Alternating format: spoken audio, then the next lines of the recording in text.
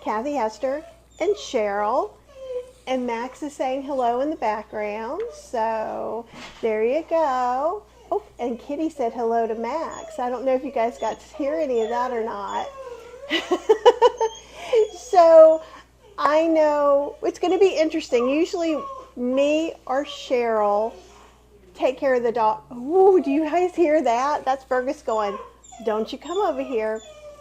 Hey, Always Learning. No, we're running a couple minutes late. And I think I'm going to get Max a special treat. Or would you like to I'll go get it. Okay. So we do. I've got a computer over here in case we need to look at the things over here. Hey, Always Learning. Susan from Oklahoma. I'm just going to say hi while Cheryl gets something for our special little doggy boy. Greetings from Oklahoma, West Virginia, San Antonio. Gosh, you guys are from everywhere. Hey, Jackie. And the Crabble, I love that name. That's a nice name. Susan from New Mexico. Marilyn says, loving your hair. Thank you, because I am kind of hating it right now. We are getting the haircuts this afternoon, so we're very excited. And Jess from Maryland and Pennsylvania. You guys are just so awesome to come hang out with us. And, ooh, more Pennsylvania from Pottstown. There is a movie about a guy who dresses up like, it's not a Yeti. What are they called? Bigfoot. It's hilarious. I think it might be from Pottstown, It's Pennsylvania. Pottersville. Oh, it's Pottersville. Sorry. Look. And, Here? wow, you guys, Justine, DRL from Virginia, Kitty Mama from Ohio, ooh, Susan, green chili season. You know, there's a couple of places that are actually doing them. Here, they're roasting them and doing the whole thing. And one is just a regular supermarket. It's super cool. Oh, and Kelly is in Durham. That's awesome. And Sandra from New Jersey. Mary Ellen from Canada. We love our Canadians. Monique from Canada. Oh, CJ from Scotland. Oh my gosh, I gotta see if I can say this. I have family in Alamogordo. Oh, and Ned from NC, New York, Alberta. Thank you. And thank you for being patient while we try to take care of Max. Usually when I'm on a live, and Always Learning is from Northern California. So usually when I'm doing that, Cheryl is taking care of Max. And now he has we call it his Licky Licky. We got this ball online that has like this calm treat. And we can also make little frozies for him. So I've been making like banana peanut butter and things like that. Do you want to say hello to anyone or just hello in general? Hello in general. This is Cheryl's second live.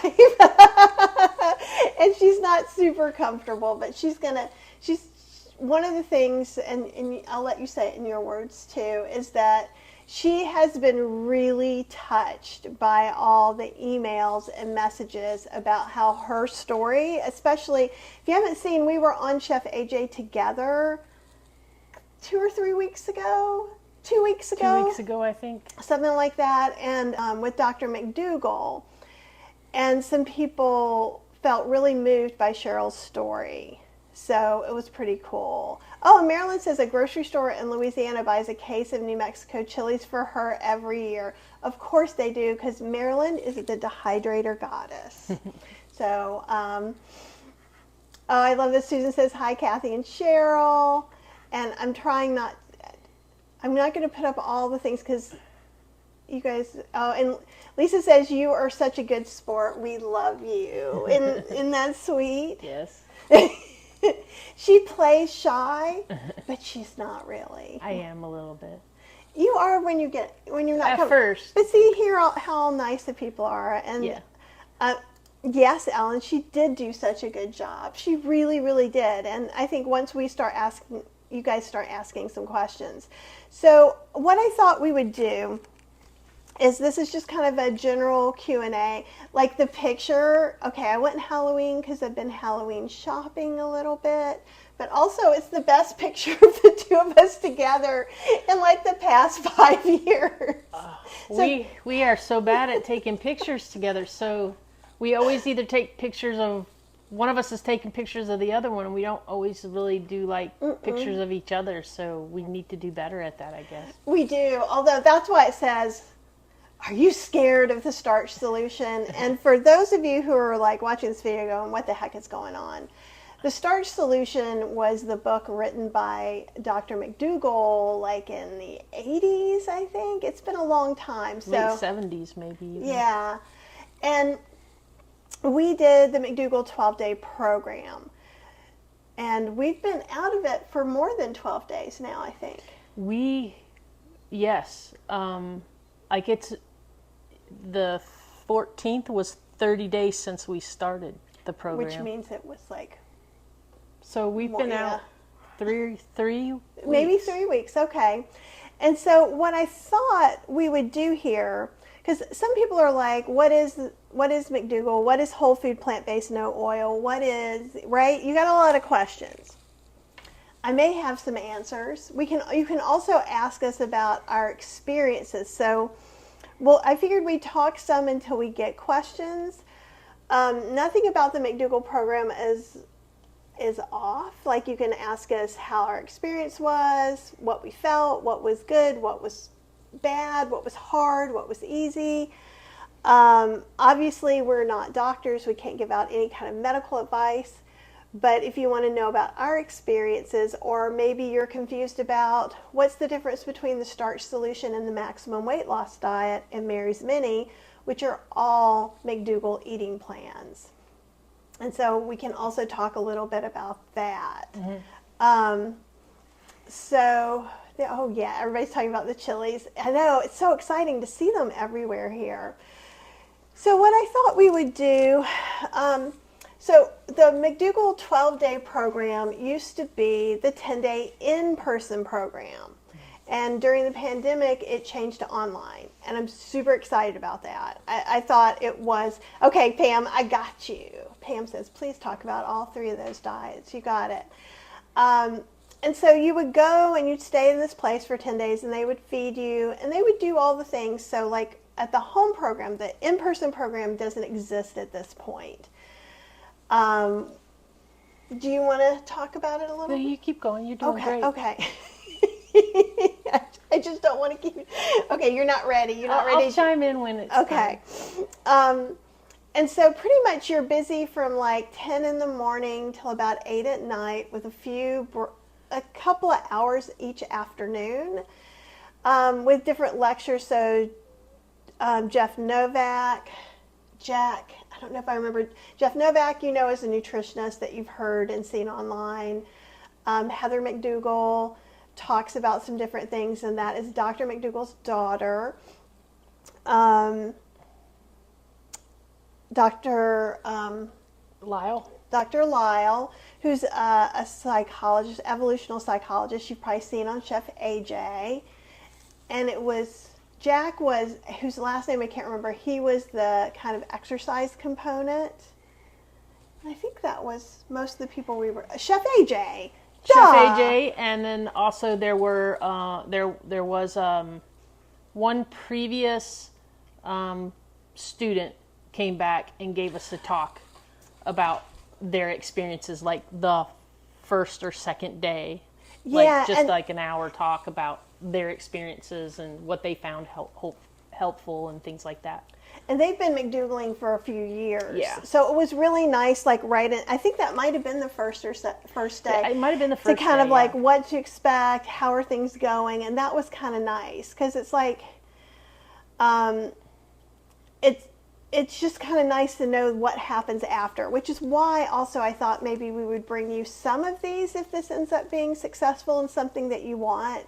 You know me, I'm always trying something. What I liked a lot about it being online is that I was in my own house. Mm-hmm. We cleaned out our own freezer. And we actually didn't clean everything out till about halfway through. You didn't clean everything out. I cleaned a lot out. She cleaned out the freezer. The freezer is kind of her domain because she puts things in where they will fall out. So I try to avoid that whenever possible. And one thing that does come up when you're cleaning out food, like Chef AJ has a great saying, if it's in your house, it's in your mouth. And while we did good for, the days that we had the things there, I think it would have been more problematic like a few days ago, just to have something where we'd be like, oh, we're hungry.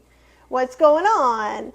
Oh, look, here's this glorious thing that's easy. Because for us, the hard parts, so some of you may be like, well, look, you knew about the starch solution. You knew about Dr. Campbell and Dr. Kreger and all those doctors. And if you couldn't do it before now, what changed here? Or I can't do it. Yes, you can. We had to be ready. And having Cheryl on board made a huge difference for me. I know a lot of you out there are doing it all on your own. And first, I want to commend you. Yeah, it's very hard. I couldn't do it by myself.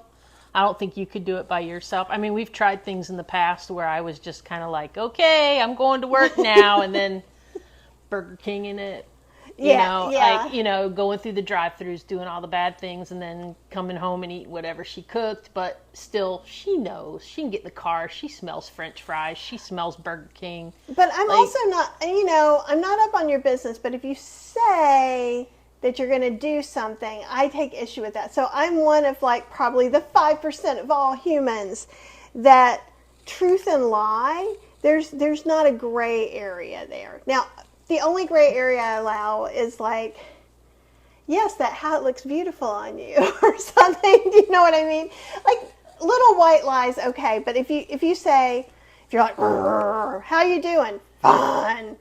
That's a lie to me. So if you say you're going to do these things and I set up things, then it's hard for me, right? And Tanya says, Cheryl, that sounds like my husband. And she is always in husband kind of trouble. So, I think it's very common for somebody who's not all that invested to think that they are supporting the other person by leaving the house and going and doing things that they can't do and eating things that they can't eat. I think it's very common. And I think, thinking back to when I was doing it, I had two trains of thought. A, let me eat before I get home because then we'll be hungry after we eat, because I was just convinced that eating whatever she ate was not going to fill me up and I was just going to snack all night long. Secondly, I thought I was doing her this huge favor by doing all that stuff away from the house. Grubhub gone crazy, even made a separate Grubhub account so she didn't have to see all the stuff that I was eating, and it's just I thought I was protecting her and helping her. I thought I was supporting her by doing that, but you weren't supporting yourself. Right. I wasn't doing myself any favors, and I'm just getting sicker and sicker and sicker, and doing it all in the name of supporting her, which is not helpful for either of us at all. Somebody asked earlier in the questions about the in-house 10-day versus the online. And from my experience, I would have to say, if I went there and I did the submersive 10-day, and then I got let loose into the world, I think it would not be as impactful as the online course was. Because with the online course, you're in your house, you're making that food every day. You're actually putting it into practice in your own environment. And to me, that's so much more impactful than just going somewhere. And you still get those vibes of everybody in your cohort is family, and you still get to connect with them. You still, all those things that people got out of in-person things, I feel like we still got in the online program, and then some. And in every morning before anything happens, you meet with your support specialist, which translates in my head to like my health coach, who's Stacy. There's Stacy and Tiffany. And so you give them your weight and blood pressure. You could not weigh every day. I just do it because I hate doing it. I just want to get it over with. I don't hate it as much as I hate taking my blood pressure, which I hate most of all. But you do that, and you're talking to your people. The cohort just means, for those of you who, it's a new cool course name term that goes around. Basically, the people who took the August 2023 McDougall with us. So you had this open. I guess it was July. Gosh, time just flies by, and I just sit still, evidently. And you get a chance to see, like, what's hard for you guys? What are you struggling with? What are you not struggling with? Ooh, how did you fix that? And just a lot. Also, you can talk about, well, Dr. McDougall said X in this lecture, and that didn't make sense to me. So and there are no program people in there. It's just you guys. So, like, if you were like, I hated this part, no one's going to hold on and judge you for it. Right. And then we go into a Q&A every day with Dr. McDougall and Mary and Heather. And you literally can either tell your support specialist what question you have, or if you have a certain concern, they might pass it to Heather, and then it gets asked in the Q&A. You can ask live in the Zoom. You can put it in the chat. So there was always some personal questions being answered, as well as some other stuff. And then you'd have another, just like a topic. Then you'd have your few hours break, and then you'd have 2 more topic conversations in the evening. So sometimes it'd be a double one. I think the most shocking thing for us when we started was we really thought in our mind that we would have more free time than we had, but we didn't, because in our free time, because we were on the East Coast and everybody is on the West Coast, so in our free time, I was trying to catch up on work stuff, and we were trying to hurry up and get dinner made so we had it done before the afternoon stuff started. And so it was like we were constantly going, and everything we did was just focused on what we were doing in the program. It was. I would suggest, if you can at all, if you're thinking of doing the 12-day program,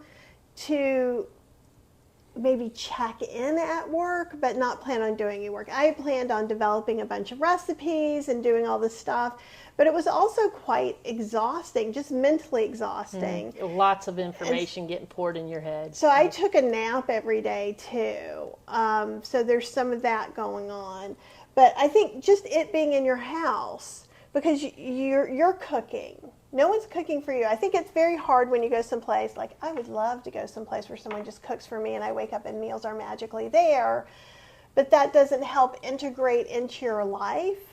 So I'm really thankful we did the online program. And I've got some questions over here, so I'm going to go ahead and queue up some of those. I know we have a lot of comments. That's why I've got my other little computer over here, so that we can kind of see some of yours as they come. Oh, thank you. Someone likes my shirt. It says, kindness is free, so give some away, which sounds so like Mary Poppins, but seriously, life is hard. Kindness is easy, is the way I'm going with it. Okay, so our first big question from over here, and let me see, is from Babs. I lost a bunch on Starch Solution years ago, but got into vegan junk food and gained all back. Which, the pandemic, man, we did that on the pandemic. We had lost some weight with Howard Jacobson and Josh LaJohny in Sick to Fit. Sick to Fit. It was then they had another book that had fat in the name. But then the pandemic was just crazy. And so I gained 30 pounds over the pandemic. I don't know how much weight you gained, so I won't out you, but we both gained weight. And I didn't gain as much because you went on Ozempic during the pandemic. I was on Ozempic, and prior to Ozempic, I was on Victoza, but I didn't want to do the daily shots anymore, so they moved me to Ozempic. And with the Ozempic, it kind of kept me I never got more than big. I never got more than like 5. I never got like more than 5 pounds overweight, but I could never lose more. But you either. you just kept feeling worse I and worse. kept So feeling bad. I felt sluggish and run down and just plus there's the whole mental thing of the pandemic. So we were eating a lot of junk food. Yes. A lot of junk food. Well, and at first, because I'm really good at compartmentalizing, so that's why I can do a book in like 4 months. Like, I just everything is booked, there is nothing else. And so I kind of did that with COVID for the first 3 or 4 months. And thinking it was going to be done. I can hold my breath for 4 months. It's not a big deal. And we did really well for those 3 or 4 months. And I'm finally this is never going to end.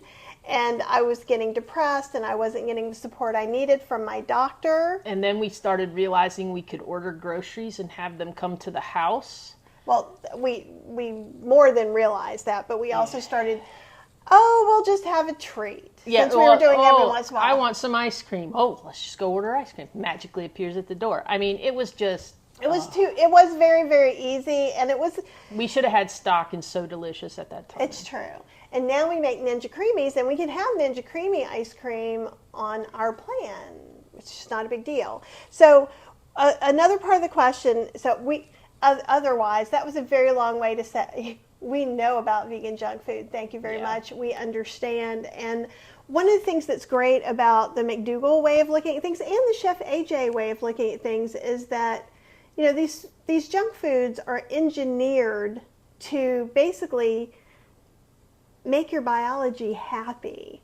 They're high fat, high salt, high satisfying taste-wise food, which your brain goes, yay, high calorie food, we're going to survive the winter. Your brain says, ooh, it's a donut. Yeah, so, and then you have the emotional things around whatever you're having. So the first day was Dr. McDougall going, it's not you, you're not special. And in the best way ever, I've heard that. You're not special. Your stomach isn't too big. Your willpower isn't gone. Isn't this. When you eat these foods, these things happen. When you eat these whole foods, these other things happen. And just took it away. Yeah, The Pleasure Trap. Exactly. Yeah. The Pleasure Trap is a great book to read by Dr. Lyle. And it will help you understand a lot of this. But I think having a human being instead of a book say, it's not you, just like I'm doing for you. It's like, really? Because I think you're wrong, because I'm really this special little neurotic bunny, and I have these special neurotic things that make me this. But no, this is something anyone can do. So and Dr. McDougall even said, he said one of the things that was kind of insightful to me was, I have been told because, the moment that I was diagnosed with diabetes, that I'm going to have diabetes the rest of my life. I'm always going to be diagnosed as having diabetes, blah, blah, blah. It's going to cut my life short, blah, blah, blah. And no matter what you do, or if your sugar numbers are great, even for 7 years, which does not give a lot of hope or encouragement to make anything different. But Dr. McDougall was like, there is nothing wrong with the two of you that can't be fixed by the food. Yes. And just the food. Like that was so insightful to me, I think. Yeah. And for those of you who don't know, I know a lot of you do, and Babs, I haven't forgotten your question. It's right here. That's why I have it over here, and we're going to talk about the rest of it. And now I just forgot my question, what I was going to say. Say that one more time. Dr. McDougall said there was nothing wrong with the two of us that the food can't fix. Yeah. It's gone. So let's go on back to Bab's question. Oh, and I did see Mona said, what are these things? These are little mini microphones, and I use them a lot when I have a 2-person, like when Katja comes on. We've been using them too. They connect to the phone. If you guys are interested and you want to know what they are, email me at kathyhester@gmail.com, and Cheryl will probably email you back.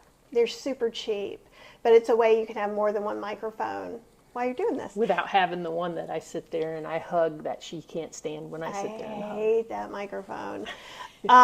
Okay, junk food gained it all back. So one question was, does the program help you maintain things long term, because she had already lost a bunch on Starch Solution. So I'm assuming Starch Solution, she read the book, she did the thing, she lost the weight. What's the difference between you getting the Starch Solution book, or there's also, the program is free online, not the whole but like he tells you everything he says in there. On McDougall, I think it's drmcdougall.com if you go and look. You just don't get the benefit of the Q&As, which can be very... well, you don't get the benefit of anything online. Right. It's just, it's kind of like reading a book. There you go. And if you can't afford to take the 12-day program, what I would suggest is read that. Get the Starch Solution, read his website, look at all the YouTube videos, like make your own kind of thing. And there's also a lot of support groups around Dr. McDougall and the Starch Solution for free on Facebook. But in the program, one of the reasons the program is very expensive is you see a doctor, Dr. Lim, who is delightful. He will tell you and he will help you, but you see a doctor, and actually, if you're interested in doing the online program at all, I think the next one is in October. Go ahead and spend your $250, get your appointment with Dr. Lim. He will help you decide if the program is good for you. If you join the program, that $250 gets credited to what you pay for the program. So that's an extra doctor visit, and then you get 3 doctor's visits with him during the time, plus daily support specialist meetings for about 10 minutes, which is longer than it seems, for 12 days, then once a week for 8 weeks. 8 weeks, and then monthly till all that rounds out to a year. So you get a year's worth of support. Now and also Dr. McDougall and Dr. Lim are your doctors for life. What does that mean? It does not mean you get to see them for free. You didn't pay that much money. But you can pay a fee that is not covered by insurance and make anywhere from a 15-minute to, I think, a 30-minute appointment. Maybe it's longer than that. So that you could do your concerns. Dr. Lim is very generous with his time and his knowledge, and obviously I can't say enough good things about him. I had a really bad doctor experience from 2020 to 2021. We have a new doctor in Durham, Dr. Stacy Bean, that we love. She is not a plant-based doctor, but she is just a good person and is not towards any one dogma. And she supports us. That's the thing, is like she will support you if you're feeling better and you're going in the direction that your goals are. She will support you in that. It's true. So what that does mean is if somebody wants to do some weird surgery that Dr. McDougall isn't a fan of, Dr. McDougall or Dr. Lim could talk to them for you.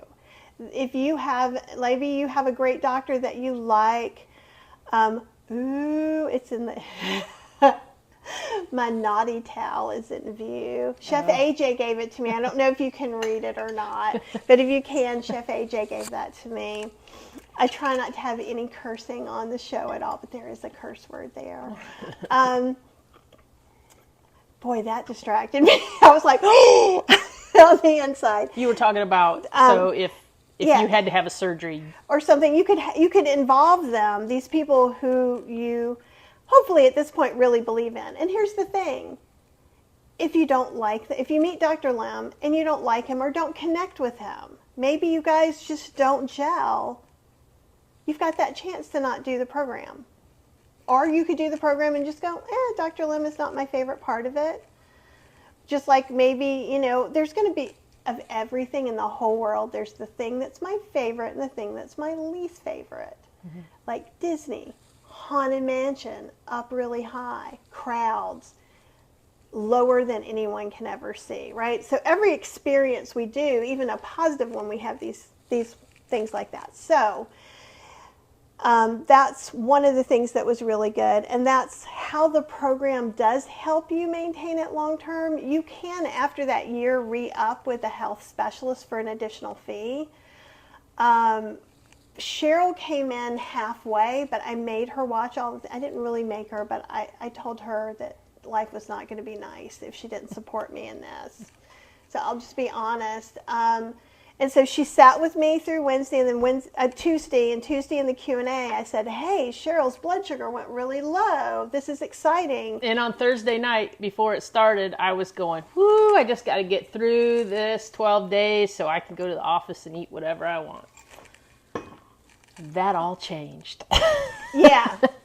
And because that's the thing, and that's why I would suggest, if you can't afford the program, to go ahead and do something, but do something where you get peer-to-peer support, like even if it's a Facebook group. I think that can just be very helpful to be around other like-minded people, because you're going to be around other people that are like, potatoes make you fat. Potatoes make you fat. They're not making me fat, and I'm eating all the oatmeal and potatoes I can hold. And how can I be diabetic in eating all those carbs? And her numbers. So like it was on Wednesday that she went off every single diabetes. She was type 2 diabetes, diabetic. I technically still am. Anyhow, time will tell. But I'm feeling pretty confident. And Dr. McDougall in the Q&A said, stop taking everything except your insulin. Talk to Dr. Lim about that. And, well, actually what he said was not that. That was after Dr. Lim talked to you. I'm mixing things up. What he said was, that's really low, and that's why we like people to be monitored by a doctor. Mm-hmm. And I was like, crap. Yeah. I'm killing Cheryl. That's exactly what I felt like. And so we put in a thing to our doctor, Dr. Bean, and then I said, you know what? Because I have this big theory. People can't say yes if you don't ask them. Usually people go, no one's going to do that for me. No one would do it. But you don't know. And people like to help. So in all things, I try to ask. But when I ask, I go, you know what? It's okay if you can't do this, but I just wondered, right? So I know I'm not making anybody feel bad. Is it even possible for Cheryl just to join in now because of this blood sugar coming low? And Dr. McDougall scared us, saying, well, it's worse when your blood sugar goes low because you can pass out, or you could be taken in for drunk driving even though you didn't drink. Or worse. Yeah. I could go into a coma of some sort. Like, I just, you never know. It's very dangerous for your blood sugar to get too low. And so that made us very nervous. And what they did is, like, we're the first people that ever asked and the first people that ever said yes to. And also, she had sat through all the information. She was even there when I was doing my appointments with Dr. Lam. So everybody kind of knew her, and so it was awesome. So I would like to say that if you're considering doing the McDougall 12-day program and you're a diabetic, I would highly suggest that you save up your money and you go through the official program with them so that they can help monitor what's happening with you, because in some people, it just happens fast. It doesn't always happen fast with everyone. I was really surprised. It was 4 days, and I thought I wasn't going to lose any weight. I thought we weren't going to see that much changes because at home I always cook oil-free.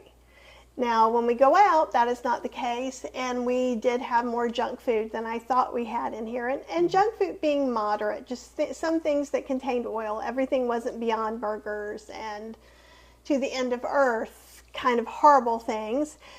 As far as an oil-free diet is concerned, I am still pro Beyond Burgers with people switching from meat down, because that's how Cheryl was able to go vegan. So I don't want anyone to misconstrue that. I think I love the fake vegan meats. I love them all. The Beyond Burgers. But you've gotten off of them even more recently. The past few months. Even before the McDougall program.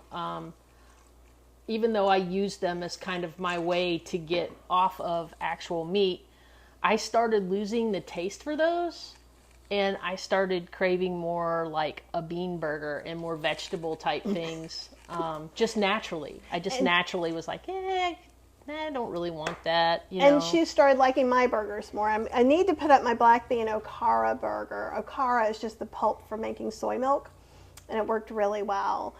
But so I think that, so I don't want you guys to hear any food judgment, because again, I'm talking within the circle of McDougall. Mm-hmm. If you are just trying to eat less meat, right? That's a different story necessarily than we're telling today. And we support you in that, right? When you come to Kathy Hester's Lives, if you just want to eat more vegetables once a month, I'm happy for you. I want to help you as much as possible. But because we're talking specifics, so I do think one of the things you can do too is you can bring your doctor in on this. So I think if you can't, because it is $3,000 to take the McDougall program, and then friends and family, you get a third off. It's very expensive, at least in my world. Maybe it isn't in yours, and if it's not expensive for you or something you can pull off, I highly encourage you to do it. I also want to have something if you can't, right? And someone was saying, where do you find those groups? Look up McDougall in Facebook, and you'll find some stuff. Also, Dr. McDougall has a YouTube channel, and he does a Q&A every Sunday. I think it's 7 or 8 p.m. Eastern Standard Time. Mm-hmm. And that's what I'm meaning by you can kind of put it together. It's not exactly the same, but if you have $10 to spend, right, you can maybe get a used copy of the Starch solution, join some groups, watch his YouTube. He talks about some of the same subjects again and again. So you will be able to find maybe why are you trying to lose some weight or get healthier? He's probably talked about that. If it's diabetes, heart disease, liver, kidney, things like that you can find. But that's where I would look first. And when you go into Facebook groups, some are going to work for you, some aren't, and that's okay. And we'll see how many people around feel like doing stuff. Maybe we would even make a subgroup over on My Heartbeat if enough people want to just talk about McDougall. But you can ask questions about McDougall. Most of the people on My Heartbeat group, if you look down or to the side somewhere, you'll see a link for my free group. Most people there are oil-free, so you should get a pretty decent answer. All right, okay, we're going so slow. The questions are Carlene says it's Sunday, 8 p.m. Eastern. Awesome. So there we go. And so that way you can ask a question. I think you can email them ahead of time or put them in the comments with question. So are there cookbooks helpful for McDougall? Mary McDougall has quite a few cookbooks, and in fact, most of mine can be, because McDougall's diet is pretty much whole food, plant-based, no oil. You can use salt and sugar to make the food palatable. Those are his words. So in other words, don't necessarily drink sugar water, but it's okay to put some brown sugar or maple syrup or whatever sweetener is of your choice on your oatmeal. This morning I had oatmeal with maple syrup, the zest of a whole lime, probably about a cup of blueberries, and a splash of plant milk. Mm-hmm. So, I love that. Dave says Dr. McDougall is on the Mount Rushmore of whole food plant-based doctors. Mm-hmm. I love that. Oh, that's a good point too. McDougall has an app with all his recipes, and it's really cheap too. I think it's like $4.99 or something like that, and that's access forever. Yeah, and there's all different, almost all of the plant-based authors, including myself, their stuff can be modified. Now, in the past few years, I've done more oats, like oat cheese sauce, and you can get my oat nacho cheese sauce over on Healthy Slow Cooking instead of using cashews. So basically, another thing Dr. McDougall says is the fat you eat is the fat you wear. It's true. Well, it's so far so good. And here's the thing, if you are at your goal weight, or if you're not trying to lose weight, maybe you're thin and you're trying not to lose weight, nuts, seeds, avocados are on the table for you. For us, because we are actively trying to lose weight for health, it's not on the table for us. But having an oat cheese sauce is, right? Yeah, and of course, if you go to Dr. McDougall's website, you'll find all kinds of things, recipes and all kinds of other things. And they do give away their books online in their store sometimes, but I don't know when it is, but when I see it, I'll let you know.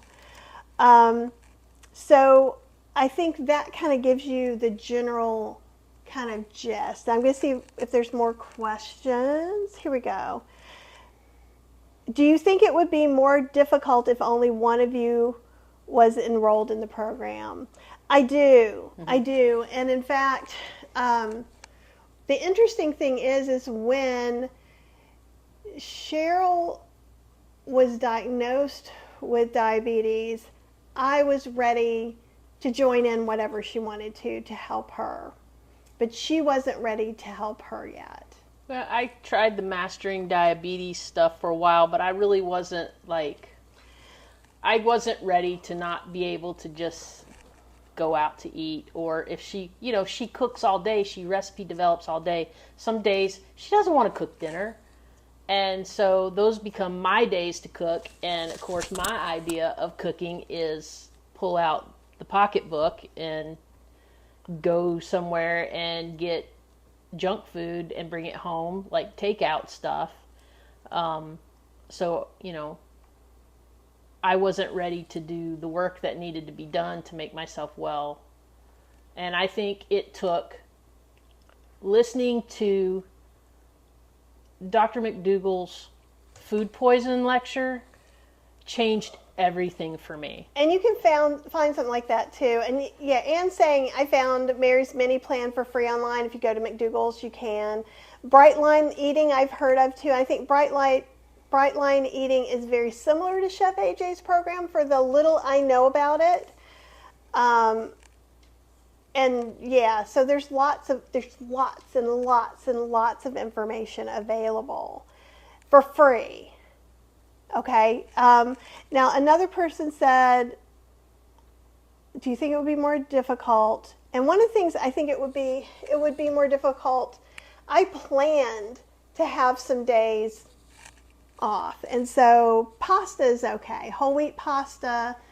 And this is the general diet. Again, at some point when we get through these questions, we'll talk about the other things. If we have to put another conversation for the 3 different kinds of diets, we will. But so pasta and sauce. So when we went to Trader Joe's, they used to have an oil-free sauce. I couldn't find it. But one of the things I do, and you guys can do this too, is I take a can of crushed tomatoes. I put Italian seasonings in it, a little bit of balsamic vinegar, mix it up, salt. You can use salt if you want to, and pepper, onion powder, and garlic powder. I mixed it up. And so there was a 99-cent can that tasted better than $4 bottle jars. Yeah, with no oil in it. No, and like literally I mixed it in the can. So I'm going to be doing some more simple stuff for you guys too, because like I think where it's hard, it's not hard to do some things all the time, but it's hard when you don't have in your pocket, like 5 or 6 simple things. Yeah, somebody mentioned earlier about the problem for them was that convenience foods, and most of those convenience foods are going to be processed foods, and it's really hard when you go to the store and you start looking at the labels and you're like, geez, you just like, oh my god, like so much oil. Like oil's the second ingredient in most things, and it's like, why? Stuff that you wouldn't even think would have oil in it has oil in it, and it just blows my mind. And of course, when you have the oil in it, the calories go up, and it's just, the more things that you can make at home, the more staples that you can make at home, it just feels like the better off you are. We do a lot of prep now. Like we're almost out of rice, so today I'll make another batch of rice so that we always have rice in the refrigerator. We always have potatoes cooked potatoes in the refrigerator. So and I try to have 2 kinds now. I try to have baked russets, and then I try to have the little baby potatoes that I cook in the Instant Pot. I don't have to do anything. Like literally, I poke holes in some potatoes after I clean them, cook them for an hour, let them cool, put them in the fridge. And I usually do like 6 at a time, so we have a few meals. So like last night, we were running errands and we came home and we were hungry. we put the potatoes in the microwave and fixed them the way we wanted with some green beans, right? It's because someone's saying, Ellen says, what do you find is the hardest part of adhering to the starch solution way of eating? And I think that would be making sure that you're not hungry while you're out, or you have a fairly safe place you can eat. And so while the McDougall diet is 100% no oil, when I was talking to Dr. Lim, he's like, if you do this 90% of the time, I will be good, right? So but your mileage may vary. It also Absolutely. Depends on your individual health, and so we don't want to give anyone the idea that anyone can just go run and right now, and like I always have a disclaimer, especially with like Esselstyn patients or heart patients. Some people do the Esselstyn diet because they just had a heart bypass. You may not have any wiggle room, and so you have to figure out what that is for you. So we figured out so far, and even Dr. McDougall and Chef AJ will say, if you feel good at your weight, then that's a great weight, right? She's not nitpicky at all. As far as other people go, she keeps her business, right? And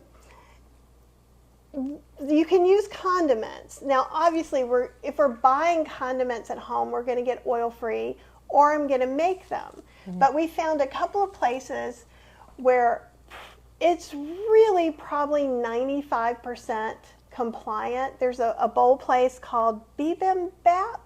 It's not the name of the dish, but it is a Korean bowl restaurant that has purple rice that's just steamed. There's no oil on it. It's sticky as heck. There's no oil on it. There may be a little bit of oil on the roasted broccoli, but it doesn't always seem that way, honestly. And then I get about a teaspoon or two of their sauce, which probably does have some oil in it, which is a component of that sauce, which is a component of the larger dish. So we've decided that's where our line is for right now going out. Yeah. And we always, when we're going out to do errands, we make sure that either A, we're bringing food with us, or B, which is often if we know, like in Greensboro, it's Halloween season at Home Goods. So we are like branching out, looking at all the Home Goods for Halloween stuff. There's Core Life, which is another bowl restaurant. Now, you could totally go to one of these places and bring your own dressing and sauce too. Mm-hmm. You do not have to use them. So if you feel like I am being too naughty in your scale of things, that's what you can do. We're also trying to only do that no more than once a week. If that. But that's like right now we're working to see where our limits are, but pretty much anything slightly naughty is once a week. We're kind of trying to do bread once a week. Bread isn't naughty if there's no oil, but we're trying to lose some weight, and flour can slow that down. Yeah, so a lot of it's going to depend on whether you need to lose weight or you don't need to lose weight. Would determine how much salt you may decide to use, how much bread stuff you decide to have, all those kinds of things. Because if you're on the maximum weight loss, things are dialed in way tight for you on the maximum weight loss. And at that point, that's a great point. If you're on the maximum weight loss, going out is just not. It's not an option.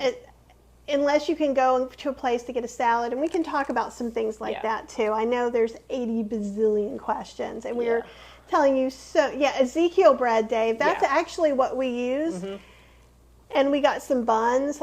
If I eat wheat very infrequently, I'm not getting the joint swelling I was before. Mm-hmm. Also, one big thing I noticed in the first 2 or 3 days of doing the McDougall diet with none of this extra stuff we're talking about now, is my inflammation went down. I felt like someone I was a balloon and someone let the air out of me, and it was like, ooh, this is comfy, this is cushy.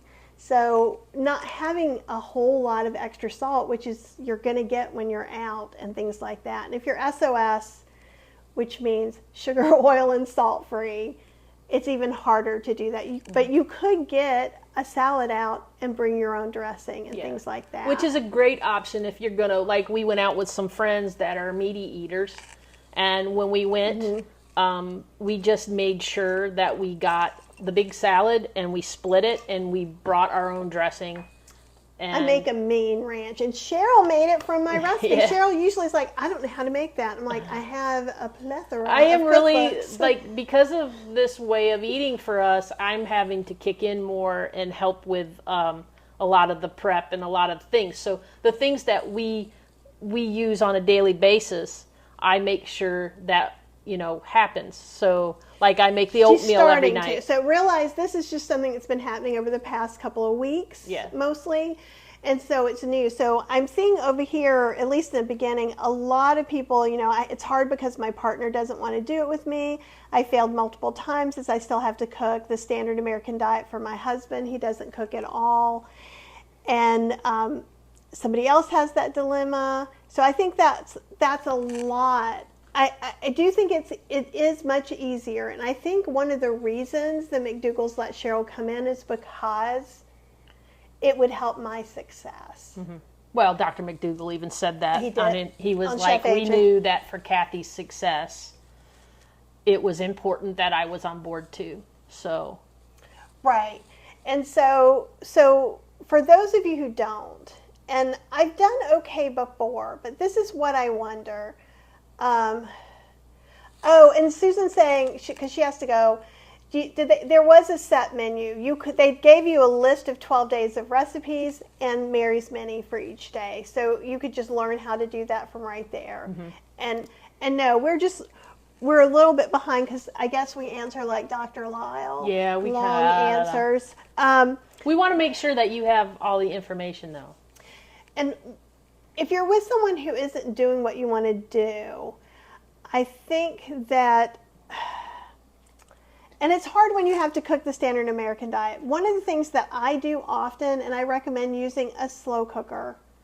If you have a slow cooker, you can put your compliant stew, soup, you can bake your potatoes in there, and basically you can just put some stuff in a thing, have some rice in the fridge, make whatever you're going to make. Hopefully veggies can go both ways, and it won't seem like quite as much work. I think as an ex-meat eater, I would say that what might be easy to do would be you make what you want to eat. You make your potatoes, your rice, and your veggies that you're going to eat. You make that stuff for you.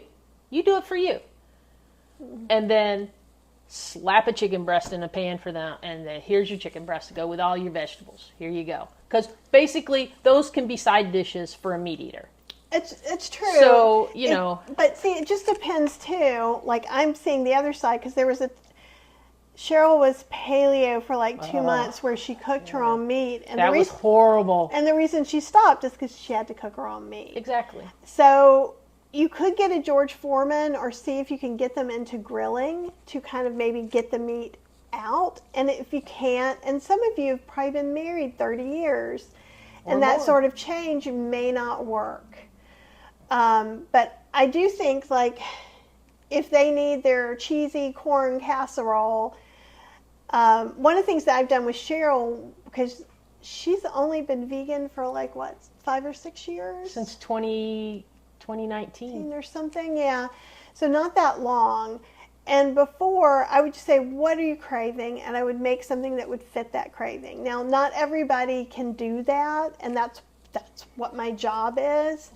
But yeah, I think you get lucky because I'm a texture eater, so as long as you had the right texture, I really didn't care. If it was macaroni, cheese, and nuggets, it could have been vegan macaroni, cheese, and vegan nuggets. I didn't care as long as it looked like macaroni and cheese and nuggets, and the texture was macaroni and cheese and nuggets. Right. So it just depends. And if you're trying to do McDougall, you're trying to do none of that. I mean, you can make a compliant mac and cheese that's, I have an oil-free cheese sauce. I could do the oat one. I have a dry cheese sauce that also has some oats in it and things like that. But I think the thing is the one thing you have to remember is no one's going to cook if you're not healthy. And even if you just get a small slow cooker or a small Instant Pot or a big one, And maybe you cook a month's worth of chili and put your chili over your potatoes, because like everybody loves potatoes. They'll eat the potatoes probably. So just see how, and I know it can be different case by case, and we can talk about it more in specifics another time, or if you have more questions. So I'm going to see what, and my spouse will say what he'll do, whatever, and he does like the food and eat it when I cook it. However, every day he asks, Well, and like I was saying, like when I was eating like meat a lot, I did most of it away from the house. So that the whole rule of thumb was, when I was away from the house, I would eat whatever I wanted to. When I was at work, I'd eat whatever I wanted to. When I came home, I ate whatever she cooked.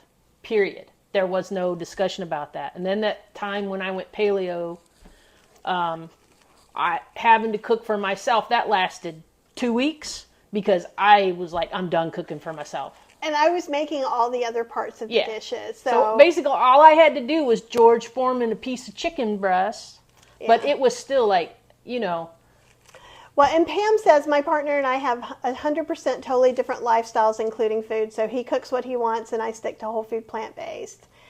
That's great. And Jackie says, being in rural Texas is so hard when we go out, which isn't often. And it is hard going out. And it's like anything else. You kind of have to split the difference. So if you go to some place and they have oil and salt around the baked potato, you could choose just to eat the inside of the baked potato. And sometimes if you're out and you're at the mercy of someone else, you just have to make the best choice that you have. Or one of the things we learned during the program was, if you're going out with folks, the main idea of you going out with somebody is really it's a social thing. So go ahead and fill yourself up with food before you leave.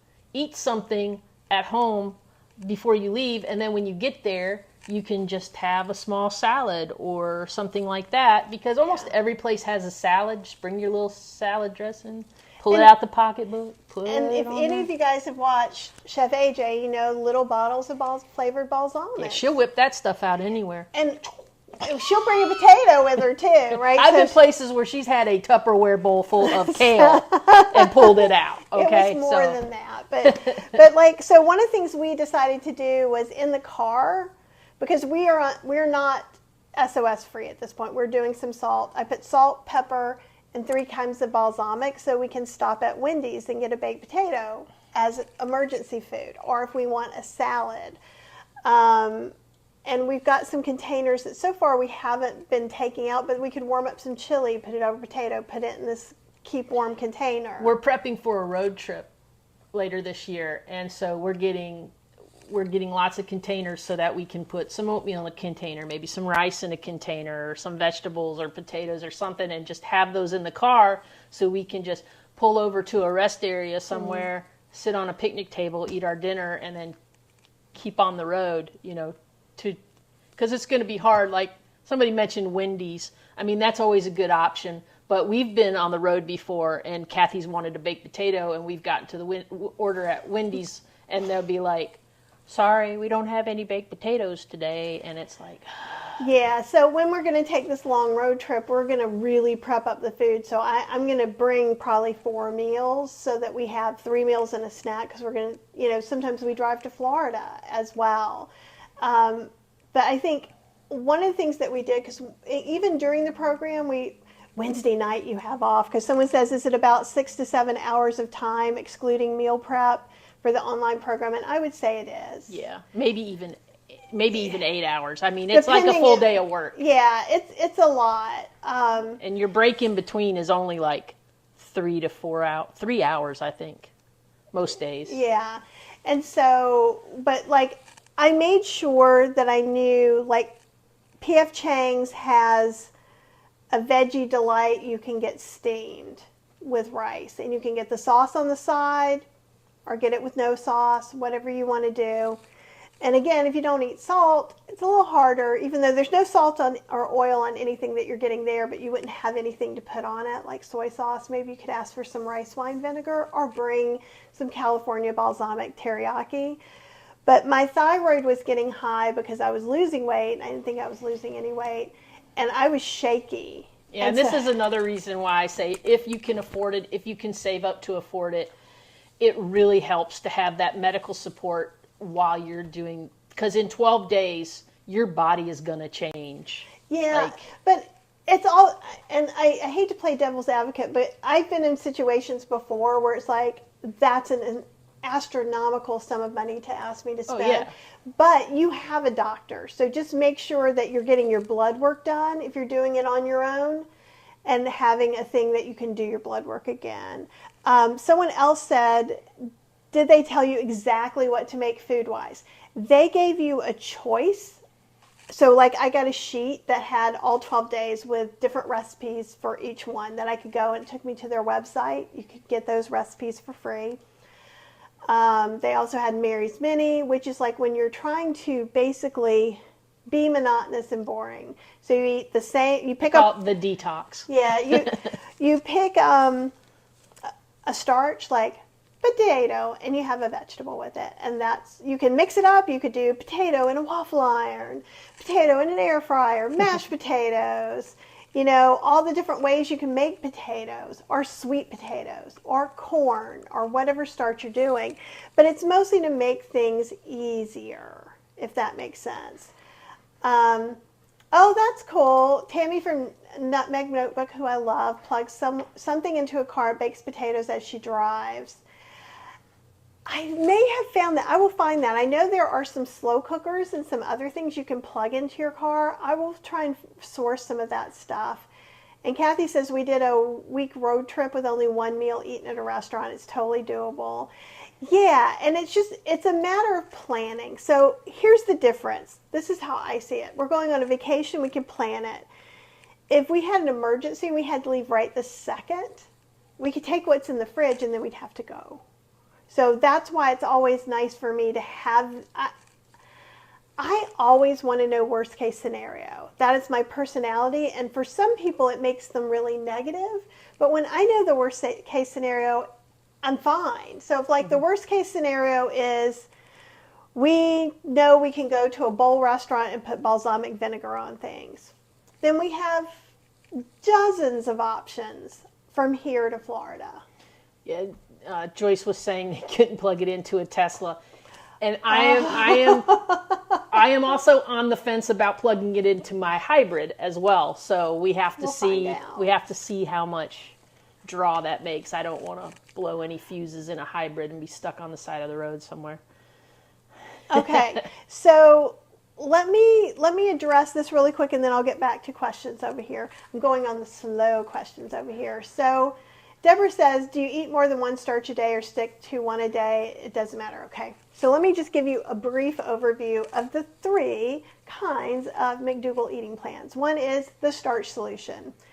The only thing, really they say limit your fruit to maybe 4 or 5 servings a day, just because no oil, low salt, low sugar. Limit salt, limit sugar to just what you put on food, not cook with it. And 50% of your plate should be starch, 50% of your plate should be vegetables.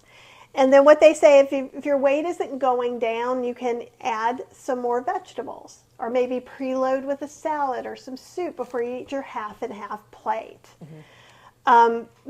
Dr. McDougall is very adamant in the fact that starch keeps you full, and if you just try to eat vegetables and not enough starch, you will be hungry and it'll be hard to continue. Yeah. So that's just the regular, and it's pretty easy peasy. I asked Stacy, should I go on the maximum weight loss? Should I do Mary's Mini? And she's like, no, just do the regular one, because I thought, surely I will lose nothing on this regular one. And during the 12 days, I lost 7.5 pounds. Tell them how much you've lost now. Since I was trying to lose stuff. Since she had her liver biopsy. I lost another pound too, didn't I? So that's 3 more pounds. So not quite, like 24.5 pounds since spring. Since February. April. Well, I think it was like March. It was a little bit before the biopsy, I think. I thought the biopsy was after your birthday. Yeah, I don't know. Anyhow, since spring, that's how much I've lost. And I'm not I would like to exercise a little more. I'm not over-exercising because I'm trying to catch up on all the things. And but that's on the plain one. So my whole point was... You kind of have to limit your soy intake, too. That's right. Soy should be no more than 10% of your diet. Now, I do drink some soy milk and plant milk. Well, actually, I don't drink it. I put it in coffee and I cook with it. And I make it at home. We have probably tofu, soy curls, or tempeh about once a week. You can get tempeh that isn't soy very easily, especially if you have a local tempeh maker. Okay, so that's kind of the regular diet in a nutshell. The maximum weight loss, oh, and also if you're trying to lose weight on the regular one, no nuts. No nuts, seeds, or avocados are limited, right? So for us, like I had an almond yogurt, there's very little actual almonds left in there by the time it's almond milk and then made into yogurt. Some people are going to be very pristine about that, but then I'm using that and making all these wonderful sauces to go on our stuff, which made it easier to eat. So you are allowed condiments, barbecue sauce, spaghetti sauce, hot sauces. Just look, and you know, they're not saying just be, they don't want you to be obsessive about every single thing. Because then it becomes unsustainable. Because what's important is to make this starch and vegetable dinner delicious. And for me, that means sometimes making my oat queso, which is totally compliant, and pouring it all over everything, right? I made some barbecue soy curls that we put over a baked potato, and we'll go into more about recipes. So in this starch solution, all that matters is 50% is starch, 50% is vegetables. You can rotate them as much as you want.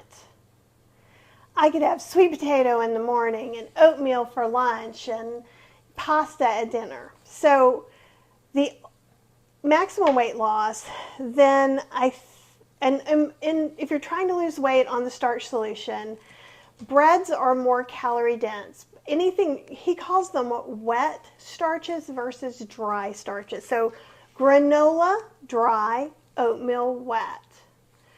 Baked potato, wet. Air fried potato chips, dry. So as you do the dry, it just goes up in calorie density, which means that maybe you shouldn't eat as many of them. Because if we're potato chips, even if they're air fried, I could probably eat 3 potatoes, but I couldn't eat 3 potatoes cooked. So it's about satiety as well. Okay, so when we're doing maximum weight loss, I think it takes out the bread component, the dry component. So it's kind of like the regular one with more restrictions. Absolutely no nuts, seeds, avocado, because you're trying to weight loss. Limit the salt, like really limit the salt. A little bit more salt. I think you're allowed 1 fruit a day, maybe 2. So basically what you see is it just tightens up the regular one. And why would you do one versus the other? The maximum weight loss, in my opinion, that's a great question, Betsy. Would you consider baked oatmeal wet or dry? I would say it's wet still. Maybe it's in between, but I think it's fine. And again, that's an opinion. So I want to be real, I am not Dr. McDougall, but I would not think he would have a hard time with that because it's still moist on the inside. It doesn't end up being like, you're making a cake. And Marcia is saying, what about 1 8-ounce glass of Trader Joe's soy milk? Ask Dr. McDougall in his talk on Sundays to get Dr. McDougall's opinion. Kathy's opinion is, I do some non-dairy milk. I am losing weight right now, but I tell you what, I think this would be my gauge. If you're not trying to lose weight, you might have a different gauge. But in us, as we're trying some of these things, so if we went out to eat and we got that tablespoon of sauce and it made our weight go up, then that would be the first thing we would eliminate. So if you are having an 8-ounce glass of soy milk every day and your weight is staying stable when you're trying to lose it, maybe you got to cut it down, or maybe you need to switch to brown rice milk. I don't know. And so that's when it comes to your body chemistry and what's holding you up and not, and your personal health history, right?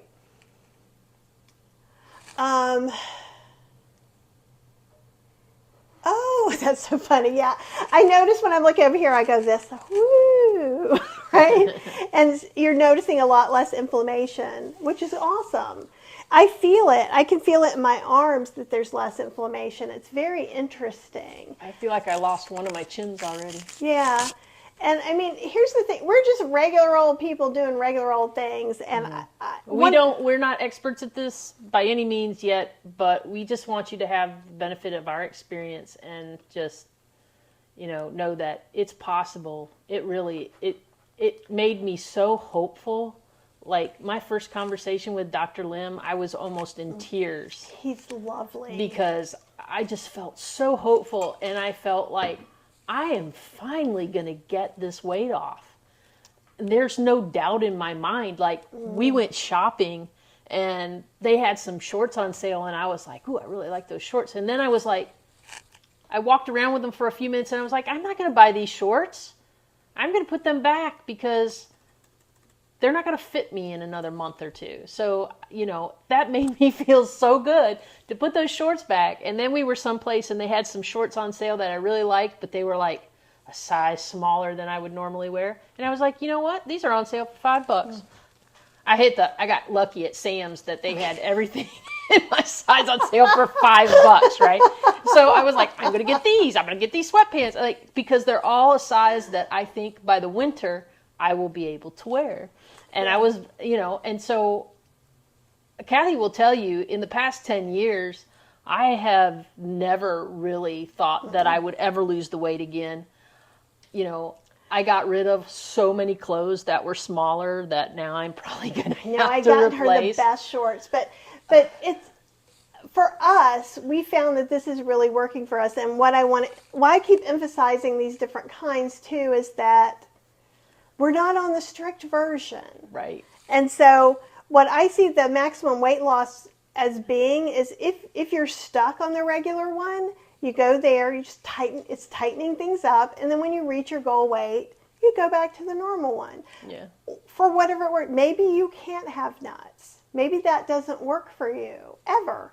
Right. And that's okay. You deal with it. You make that choice, though. Mm-hmm. That's the thing. It's not about following a set of rules. It's what does your body thrive on. And there were some people there that were trying to gain weight. Yeah. And that could be you guys. And if you are trying to gain weight and you still want to eat this healthy way, you're going to add nut seeds and avocado. Yeah, you're just going to add the nut seeds and avocado back in, and then... And maybe if you had to increase your starch to vegetables, if you needed to, probably you could just eat some salads and have more starches. I don't know. Always Learning is saying, what about brain health with no nuts? Should you take an EPA DHA supplement? Dr. McDougall says no. Mm-mm. But also there's fat in other things. If you actually look at different vegetables and grains, there is an amount of fat there. Mm-hmm. Again, not a doctor, not health advice. If your doctor told you something else, you should listen to them instead of someone who is a recipe developer, right? But, you can do flaxseed eggs and some different things like that. Because don't forget, because if you're baking something or making something, you may be adding in some flaxseed, chia seeds, and things like that already in very small amounts. Mm-hmm. But Dr. McDougall is very big on the only supplement you should take is B12. Yeah.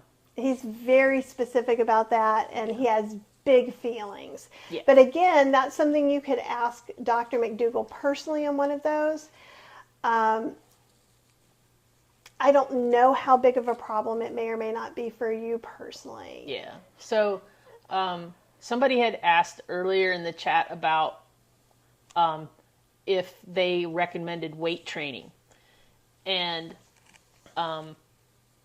one of the things that we did with the trainer was, instead of using actual weights, he was talking about using everyday things, that it was more important as you get, older and into to the more inflexible point that we get to. He was talking about exercises that would help increase your dexterity and your flexibility, basically using your body to do these things. Personally, we do like the idea of some weight training. We don't go crazy on it. We have the Peloton. I'm sure you've heard Kathy talk about the Peloton app before, but on the Peloton app, there are some great, like, short little weight training things, and you can be flexible about how much weight you use and stuff. And we just follow along and make sure. And be careful. You know what I mean? Like, if we don't know your health situation. Like Cheryl, I think with both of us, once some of the inflammation went down after we switched off all the stuff, it went down kind of fast for us. Then it was a lot easier to go walking. Yeah. The easier it is to go walking, the easier it is to try some new things. Yeah, a month ago, I could barely walk 2 miles with Kathy without complaining and hurting and griping the whole way and making the walk miserable. Last week, we went with Faith and we took the dog and we went for a 4-mile hike in the woods that included climbing over rocks, going over some way uneven terrain, and we live near this trail to State Park. So we just walk half a mile and we have this beautiful, beautiful area. But I could never hardly get there. I would get there and be like, okay, I got to turn around. I can't go anymore. I'd make up excuses all the time about, why. I never would actually say, because all my joints hurt and I feel like crap. But that's what it was.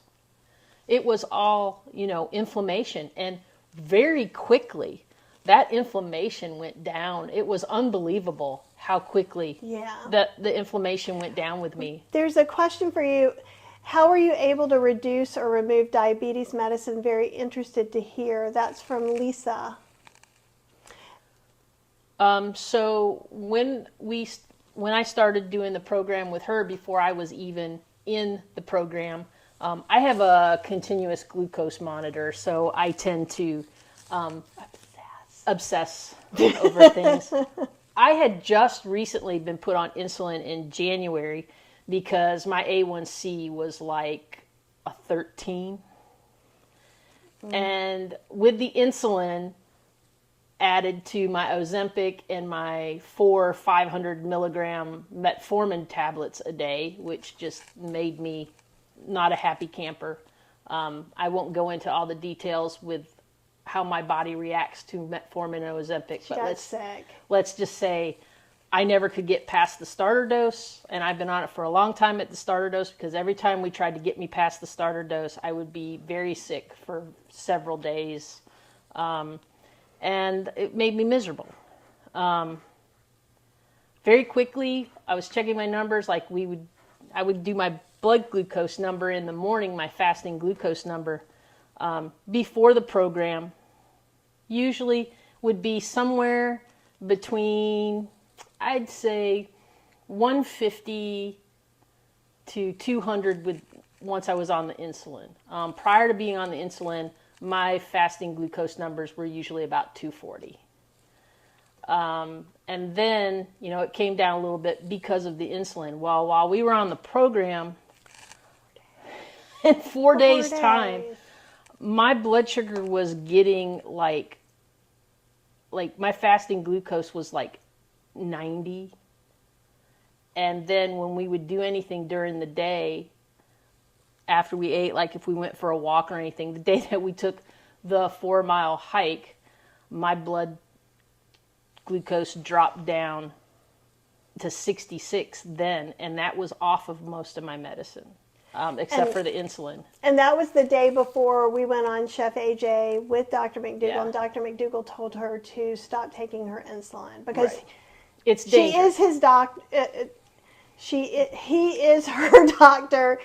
And we had agreed to talk about our medical histories online. So just know all that, too. It's not like Dr. McDougall's going to be spreading your business. Right. We said we would spread our business. So then it was very interesting watching that number come down every day. And where it used to be, if I ate in the morning my numbers would shoot up, 300s, 400s right after my first meal, and then would just only come down a bit and just kind of stay there. And it would be this huge bell curve, and it wouldn't get down to under 180 until the next time I was eating. And then, of course, it would spike up again, and it would be really, really high. And then I found after 4 days, those spikes were getting very, very short. Mm-hmm. And that's when we decided, when I started giving the numbers to Stacy, and then she had mentioned to Dr. McDougall what my numbers had been just live. Following along in the live. He was like, yeah, we got to get you off of that medicine, because what happens is... Well, what he said is you need to talk to a doctor. Yeah. And so Dr. Lim, and also why we did this, because one of the things DRL is saying, it's so hard to find a doctor that believes in the path you want to take and advocating for your own health. And I want to talk about that for a little bit, if you don't mind, because it kind of fits in. Yeah, but can I add one more thing? Absolutely. So, the important thing to remember is when you're on diabetes medication, the medication itself can drive your numbers even lower. If you're on medication and your body's starting to heal itself, and then your numbers start coming down, that's when Dr. McDougall explained to me that I could get into trouble, because that medicine is going to make my blood sugar go even lower than it should be, whereas naturally it wouldn't tank out on me and make it dangerous. So, right. But then I'll let you... And so what I wanted to kind of talk about too is that you probably already have a primary care physician. You can tell them, hey, I'm going to try something, and they're not going to give you their opinion. Whatever works, keep doing whatever works for you is what you're going to hear from most doctors if something goes well, because they're limited in what they can do, and with insurance and varying things like that. And they did talk about that a lot in the program, that basically, it's not a preventative care thing. And also remember, you may be the only patient with diabetes or heart disease or liver issues or kidney issues that's willing to change their diet ever in that doctor's lifetime. Mm-hmm. So try to approach it not like, why aren't you telling me these things? Because they don't know, or they would tell you. Yeah. To Cheryl had this opportunity to do this before and she didn't. Yeah. Right? I turned it down. So did everybody else. We've all going to do something and didn't. So the doctors have seen that more than they see someone actually follow through. But what I would do is go to my doctor, and this is what we did. I sent Dr. Bean saying, look, this is the program I'm going to be doing. You don't have to answer this email, because we're able to message back and forth through our platform. But I want to let you know, it could be that I'm contacting you about some stuff. Or you could say, hey, I'm going to try this new thing. Can we go ahead and do some blood tests? And then I may need to do blood tests again sooner to see what's going on. Or can I get a continuous glucose monitor so I can see what's going on while I'm trying these changes? And depending on what your health situation, your insurance, you might be able to get some of that support. I would also like to say we were with a doctor for a long time who I loved, but then she changed her practice, and then I did not love her anymore. She was not the right doctor for me, probably the last 5 or 6 years that I was going to her. And it was not a match, and she was freaked out when I said, okay, after the pandemic, I'm going to try and pull it together. I'm going to eat oatmeal. I'm going to walk 3 miles a day again like I did when I lost some weight before. Oatmeal? It's not the oatmeal, but it's the stuff you might put on, like fruit. And I'm like, okay, look, I'm whole food plant-based. This is not, if you don't want to deal with me, tell me. And she didn't, but she also said, don't walk 3 miles a day. Years ago, she said, don't bother walking 3 miles a day because it'll just make you hungry. And she was like, no, you need to do Tabata 7 times a day. That's not going to fit with my life. I need something that I can do. And I want to also put up Karen's comment here, because this is about diet, but it's the same thing. Everybody's different. Dr. Lyle says to eat the food you want to eat for the rest of your life. Yeah, and that's how we feel. I think that's how we feel. It's not a panic. It's not like, oh my God, we're never going to be able to have. No, we're going to have pizza. We're going to have pizza I make at home, and we're going to have a cheese sauce to go on top that I make that's compliant. And Karen also mentioned she could eat nuts, a handful of nuts, while losing weight, and that's the whole thing. It really is about the individual and your body. And we don't hear about that a lot in medicine. And if you don't feel a connection with your doctor, keep trying till you find one you do have a connection with. Dr. Bean is not keto, she is not paleo, she is not vegan or plant-based either. However, as long as we're getting healthier and we're doing better, she's willing to support us in our health journey. And while she's not a plant-based doctor, like her whole thing is that I don't want you to feel bad. I want to come here, I want to support you, and let's see how this can work together. If you really don't want to do something, I'm not going to make you. And for me, with my kind of experience, that meant a lot to me. So you may not find someone, there are tons of ways to find plant-based doctors, but they may or may not be invested in exactly what you're doing anyhow, right? Because maybe they do, I don't know, there's a bunch of Dr. Greger does things a little bit different than Dr. Campbell, than Dr. McDougall, than Dr. Esselstyn. They all agree whole food, plant-based, no oil, right? So, and there's a bunch more doctors I'm not missing, like Barnard and Ornish, and, so whoever you follow, that's great. But when we're getting into this, it's a danger to get into the minutia. My doctor must be exactly like I am, because it's going to be very difficult. Unlikely. Yeah. And many of the whole food plant-based doctors will do online consults and things like that, but they often are not GPs anyhow. So we have a local plant-based doctor that likes to work with people who have diabetes and lifestyle changes, but she would not be the person who would write my prescriptions. So I would still need a GP. And we talked about the peer support. Oh, someone said my brother said potatoes cause strokes.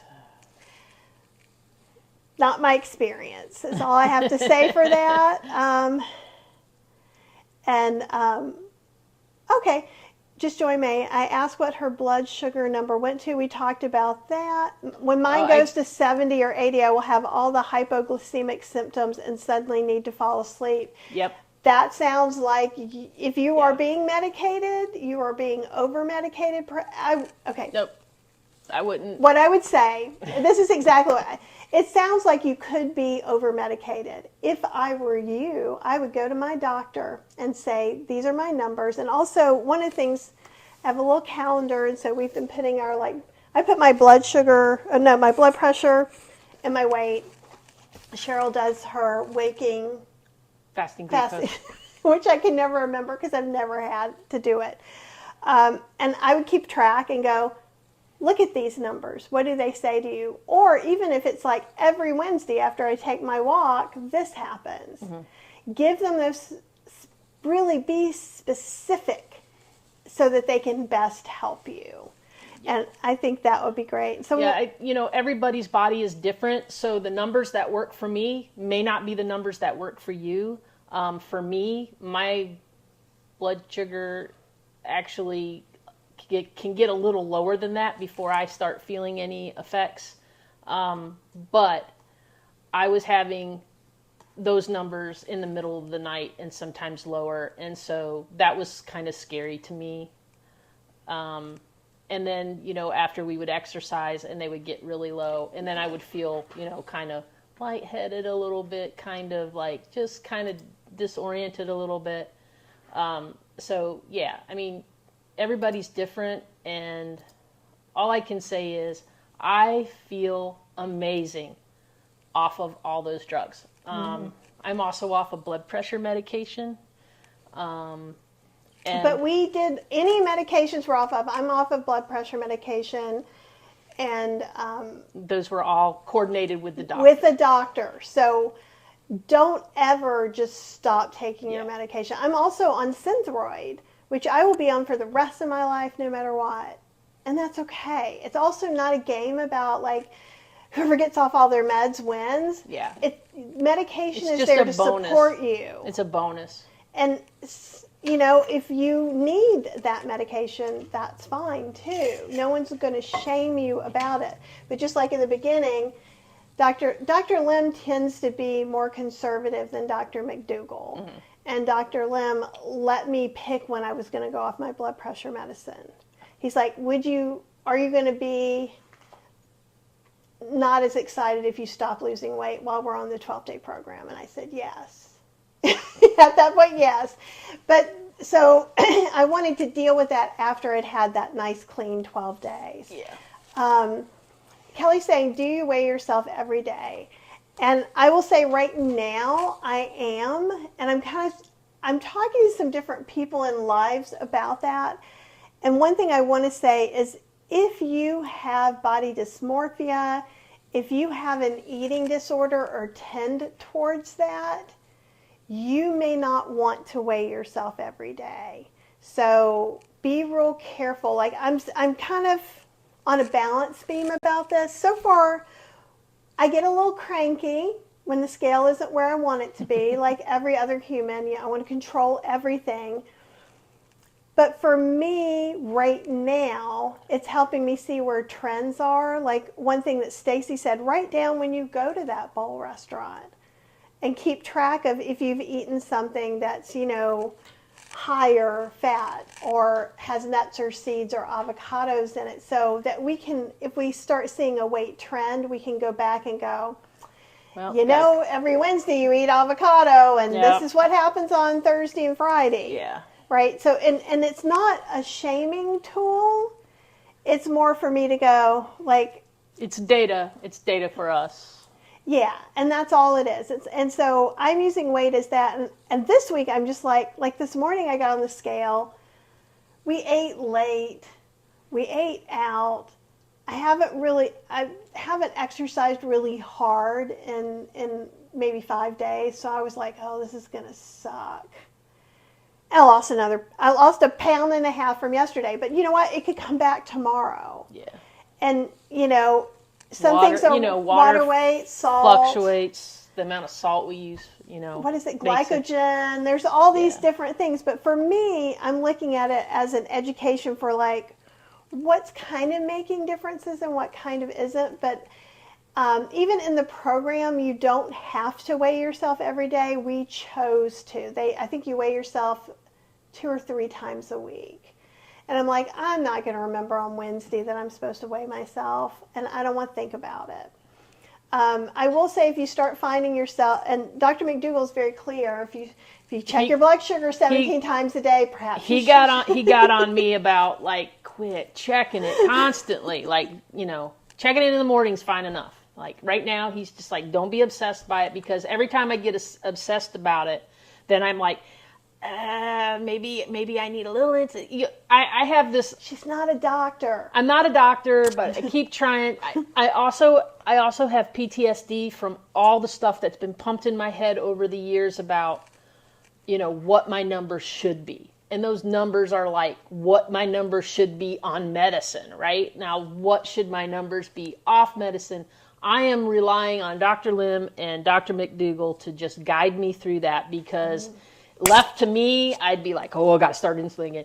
But like, I don't need to start it again. And right. I'm not, and I want, and now I want things to happen quicker, because everything happens so fast. Now I'm like, why isn't it moving any fast? So now I'm on the regular slow train of things, just my body healing itself and correcting itself. And, I need to wait 4 months to make any kind of further changes to anything.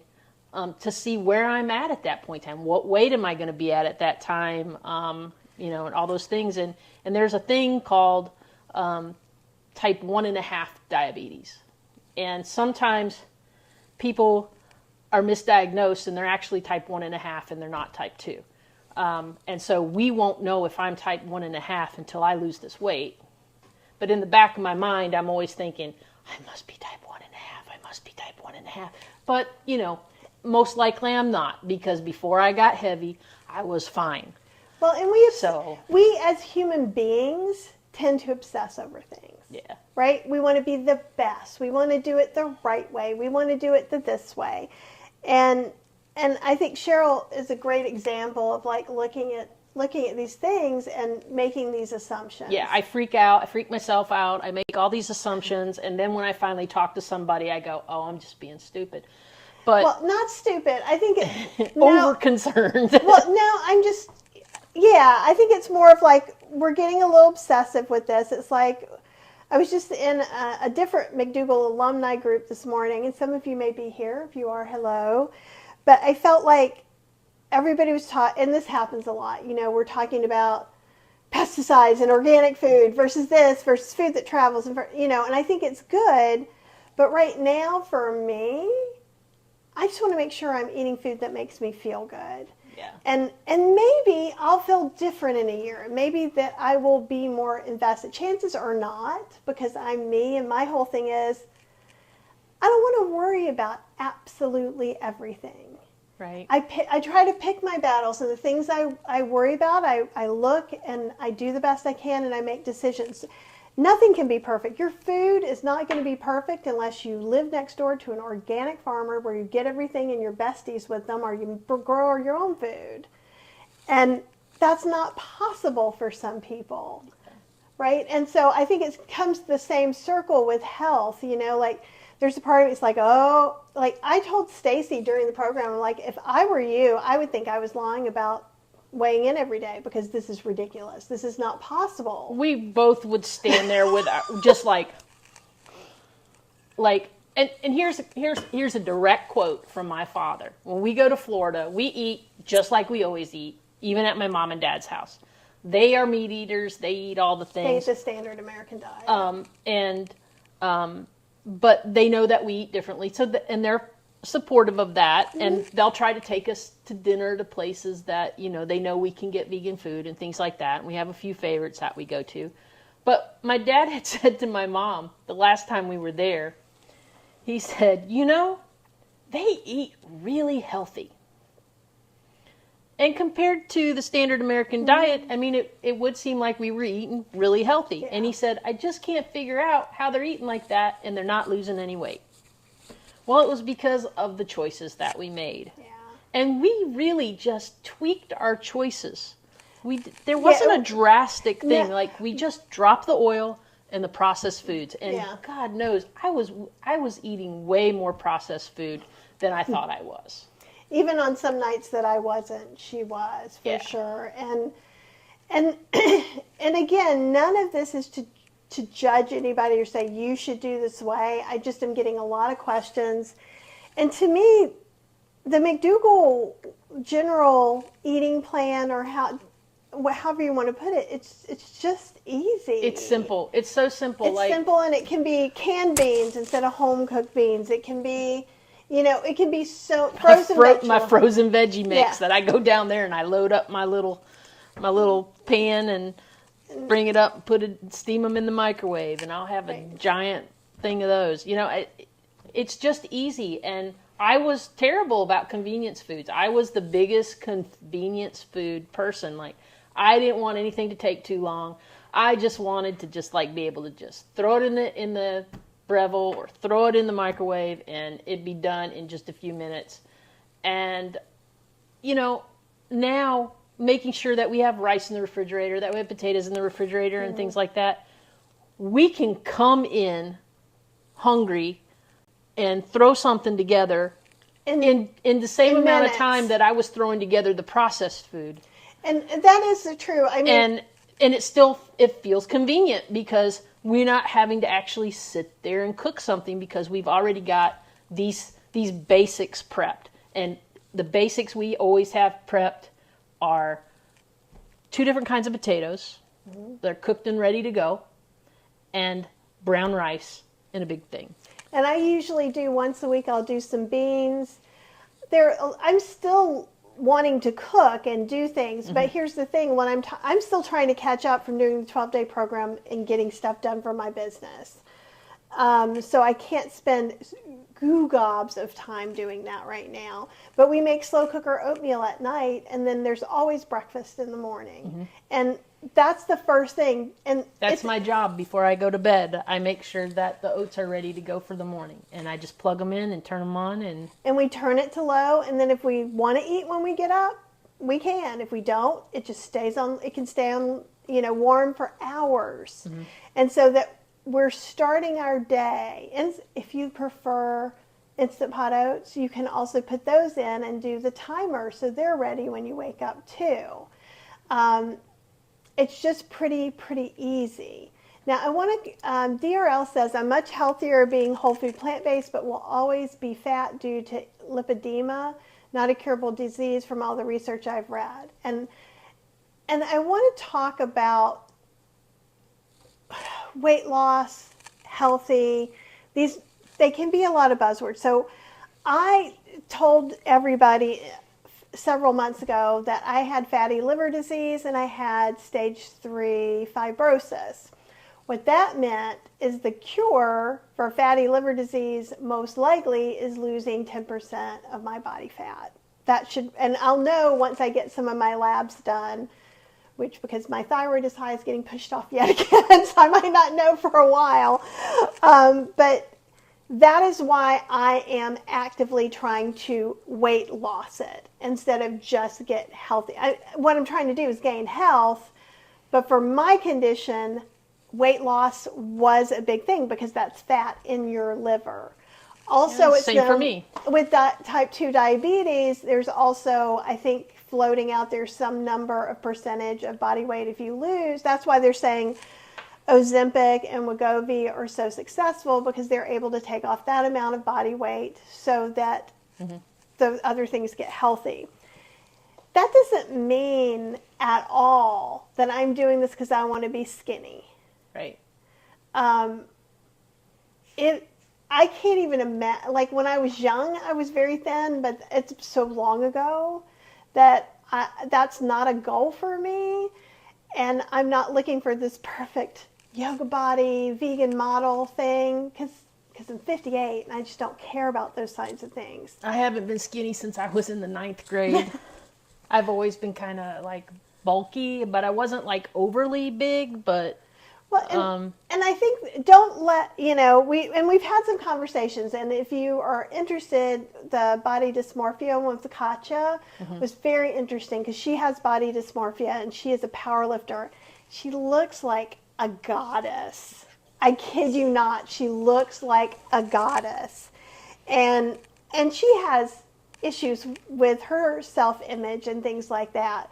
But I just want to, you can go on McDougall and not have weight loss as your goal. You could have being healthier, having better lab numbers and things like this. So while we are talking about weight loss, which makes me a little uncomfortable, I also feel like I want to be transparent with you about what's going on. So just know that. Let's see. And Ned said there's nothing like feeling the freedom of one experiences when losing all the debilitating, life-shortening weight. And I thank you. And for those of you who can't lose weight due to certain things, that doesn't mean if you're in a wheelchair, you can still lift weights. It might be small weights, and it might be certain ways, and do things within yourself. I think one of the things I'm learning most about this, it's just like, health, what you can or can't eat to lose weight. It's not a template that works for everyone. Be where you are and try to be the healthiest human being you can be. And for your family, for your friends. And work on that thing that it's for you. Because it helped Cheryl that I got sick. It did. And Cheryl's been sick for a long time. Yeah, but I would never admit it.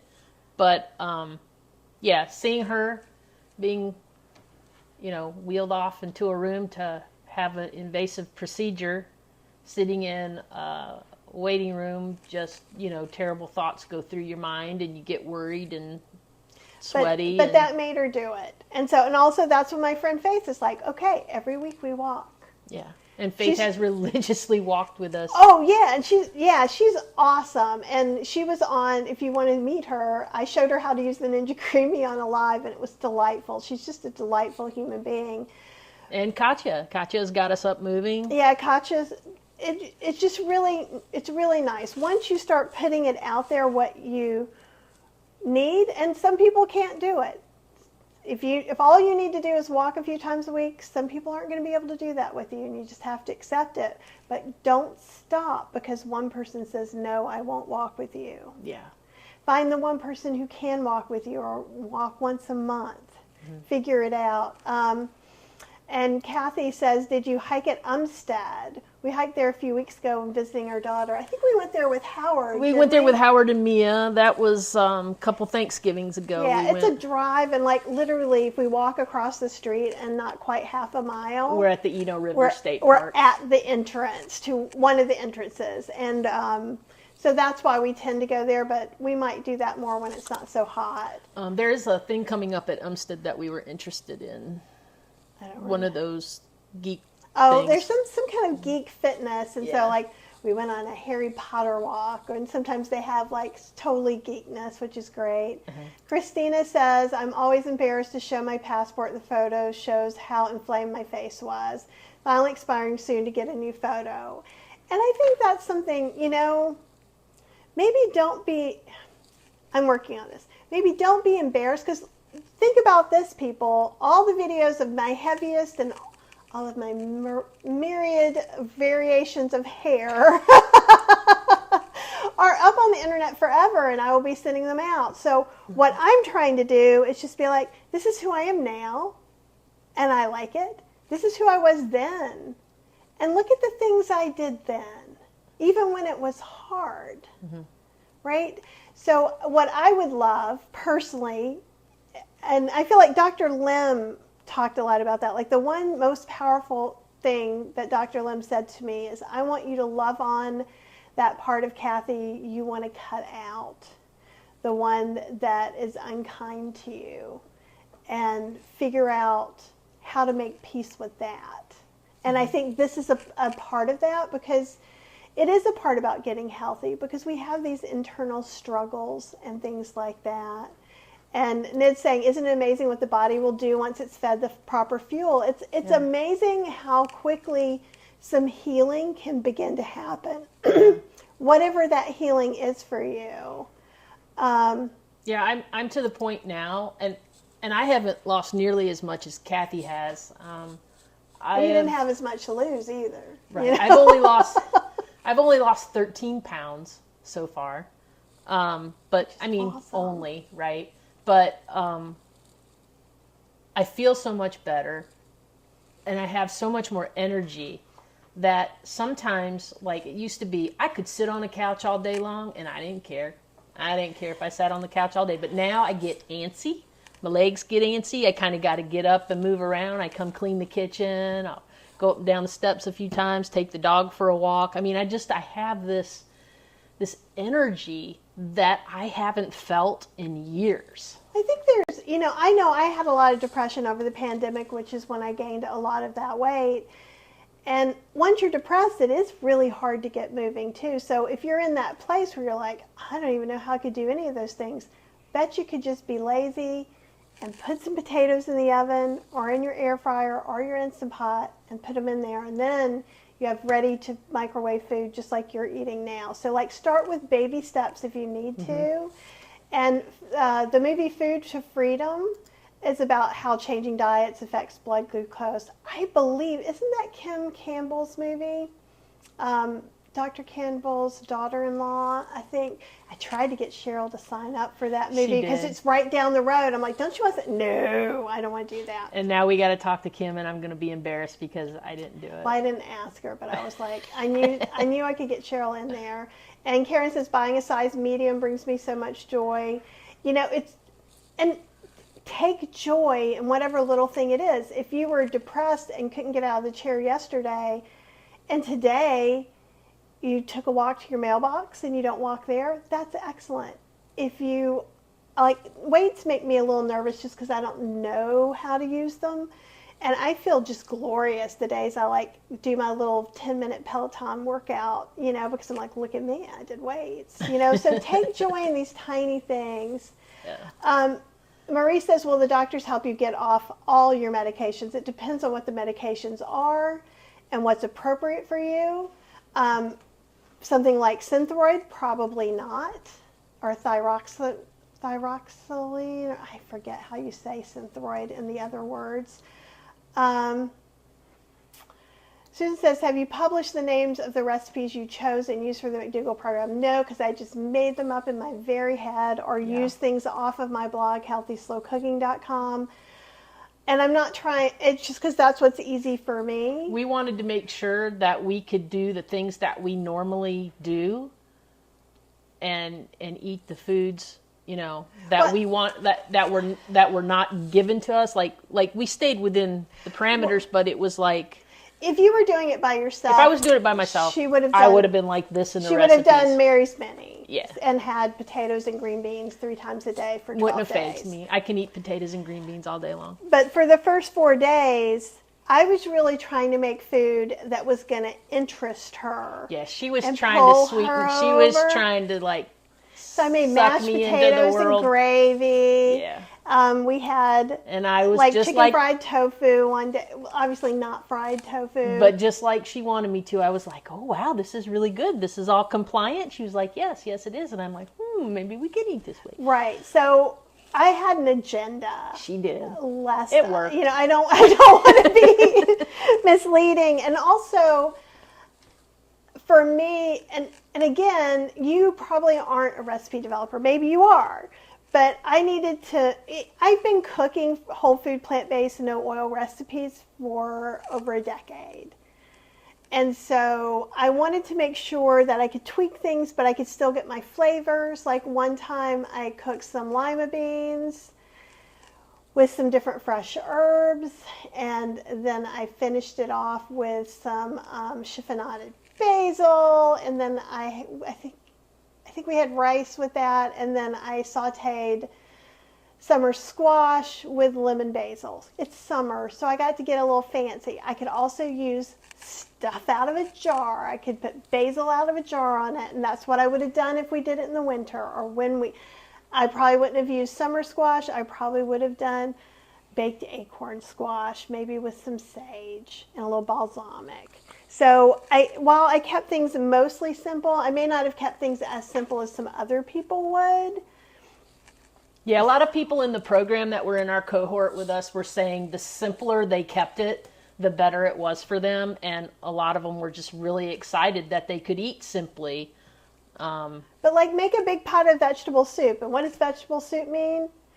For me, sometimes it means that little mixed vegetable with the carrots and the peas and the corn and the green beans, and put some potatoes in there, put some other things in there, right? Yeah, we ate on that for And so we had that week. for snacks. Okay, well, it was weird eating it in the summer, but it was okay. It was delicious.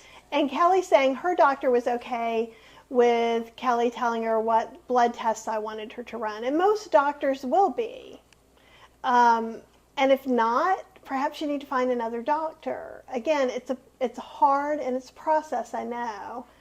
And Dave says, luckily my doctor's wife is vegan. He suggested a whole food, plant-based caloric density way of eating. Thanks. Whoa. I'm so old. I know. I see those in forums all the time, and I'm like, oh. I finally figured out what it was. She looked that one up. And went from keto to whole food, plant-based. And that happens to a lot of people. I think some people go keto looking for this healthy way to eat, and it doesn't make them healthier. Yeah. If it made you healthy, I'm happy for you. Mm-hmm. And if it does, a lot of people come over, though. Yeah. Okay, and Karen's saying we had this conversation on FAH dieting yesterday because someone asked about avocado. If you can lose weight and eat some, do it. If not, hold off. And that's the whole thing. That explains it right there, because that right on the nose. McDougall doesn't go, you will never have this. Yeah. It's none of that. And let's see. Oh no, know Karen had a stroke on a keto type diet. And I think if you have any kind of cardiovascular issues, I would be very careful and talk to your doctor before doing it. That's why I never tried that. Like, everybody at work was on the keto craze, and I was just like, no, I can't do that. Like, I was really concerned about, how my heart and stuff would react to that. And by the way, I see the heart doctor in September, and he's going to do a dance. I can't wait to see the look on his face. Like, he's just going to be like, and you said it was like a congenital sort of thing. It's an inherited thing, but it's not a big deal. It just needs to be checked on to make sure. We just watch it, but he was excited every time she's lost some weight. Every time she's exercising, he's just like, "Yeah, that sounds great." Every time I go in, I had lost a little bit, and he was like, "Well, you lost 10 pounds. That was unexpected." And so this time, I think he's probably going to kind of fall off his chair, because the last time I had gained 5 of that back, and I think he's just going to be amazed. Yeah, that's great. And there's some talk about the scale in the comments. Dave hates his relationship with the scale. 1 day a month, no exceptions, and that's perfect. Whatever makes you feel better and gives you the information you need at the same time, it's great. And DRL says, I know a lot of people say not to weigh every day, but I weigh every day. For me, it's what keeps the scale from climbing. Right now, I'm kind of on that as well. We're also kind of data geeks, so we tend to kind of get obsessed with things like that. So we're trying very hard not to this time. We're trying to keep it where while it's benefiting us to look at it every day. It may not be true in a month that we look at it every day. Yeah, so. And Always Learning says the numbers scale is just information, and it's not easy for all of us to think that way. And for some of us have been so damaged by the way that we've created our self-image that it may not ever feel that way. And it's okay, as long as you're doing the best for you and getting healthier. Jamie's asking, can we do a video of what you'll eat on the road? Yes, I think we probably could. It's going to be probably in October. Yeah. But yeah, we can either do it before or as we're going. We could do little lives with us eating. Yeah, we could definitely do that. Let's see. Lisa says, I can so relate to Cheryl's diabetes experience. Thank you. I'm trying to make sure I'm not missing anything. We're going to have to go soon because I'm getting some of my hairs cut off today, and so are you. So maybe you'll see our hat list. It's bad right now. I can't take the hat off. And so, let's see. And Karen says every 3 to 4 months is very normal for diabetes numbers to change. And so it's going to be very interesting. It is a journey. Oh, great question. Stephanie, can you eat jasmine and wild rice? Is it a starch? Yes. You can have white rice, and they encourage you to have more whole grains. But if you can't eat it yet, or maybe if you're in a mixed household and they only eat white rice works. And Chef AJ, in fact, loves white rice and eats it. She likes to show it as I feel like it's a big shock. It is. Everyone's like, oh, Chef AJ eats white rice sometimes. Do I have brown rice in a slow cooker? I have a couple things I do. Rice in a slow cooker, like just fluffy rice, isn't a great idea, honestly. But you can make congee or like rice mush, which is delicious, and make it savory. But if you guys have some recipes you want, or lives you want, email me at kathyhester@gmail.com, and I'll see if I can get them scheduled. Batch making overnight oats is also easy, absolutely. Apple mixes her dry ingredients for overnight oats once a week and then adds liquid for the next time. That is smart. And Karen says, I lost all my weight at 64, and I'm 58. She is 56, so we're not children. Oh, Gina, it's so good to see you here. I'm just trying to go through and make sure, because we're going to have to leave in just a couple minutes. We got to leave. If you have a few last-minute questions, add them in.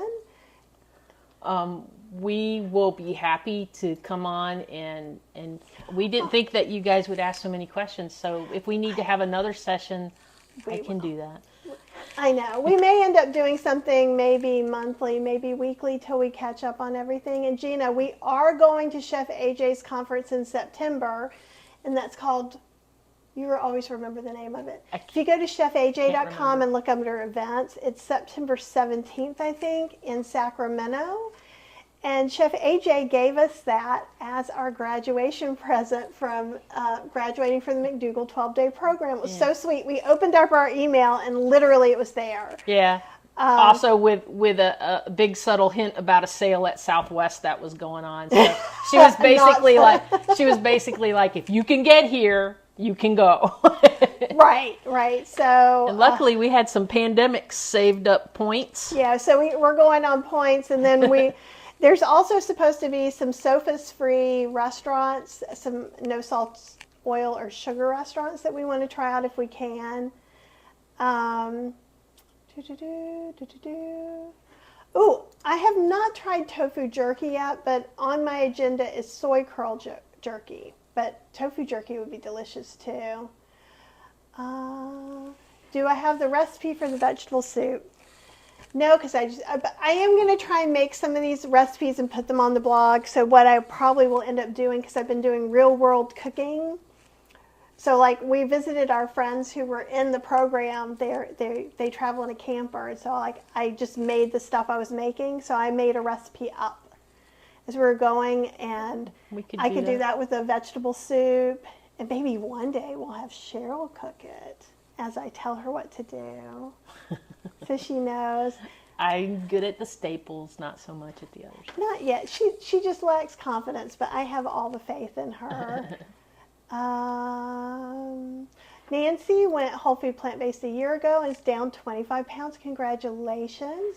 Stalled in thinking it's tahini. Oh, possibly. We live close to you? Oh, and I did all... Touch Soul Star lives in North Durham. Okay, so yeah, we live in North Durham. And she had mentioned she or he don't know which mentioned the Dragon Inn, which used to be one of my favorite places to go. So hey, and most Chinese places do have where you can get steamed tofu, vegetables, sauce on the side.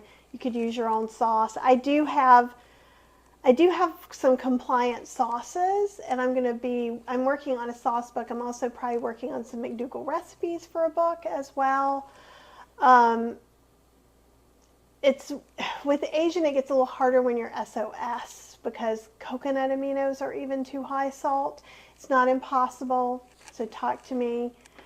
Stephanie says, I love white rice. White rice with a little salt on it is a huge treat to me. Like you would think you gave me something amazing. Like she says it smells like popcorn. Especially if you use basmati rice or jasmine rice. It smells like, I feel like I'm having a bowl of popcorn. And that's another kind of questionable food on the McDougall plan.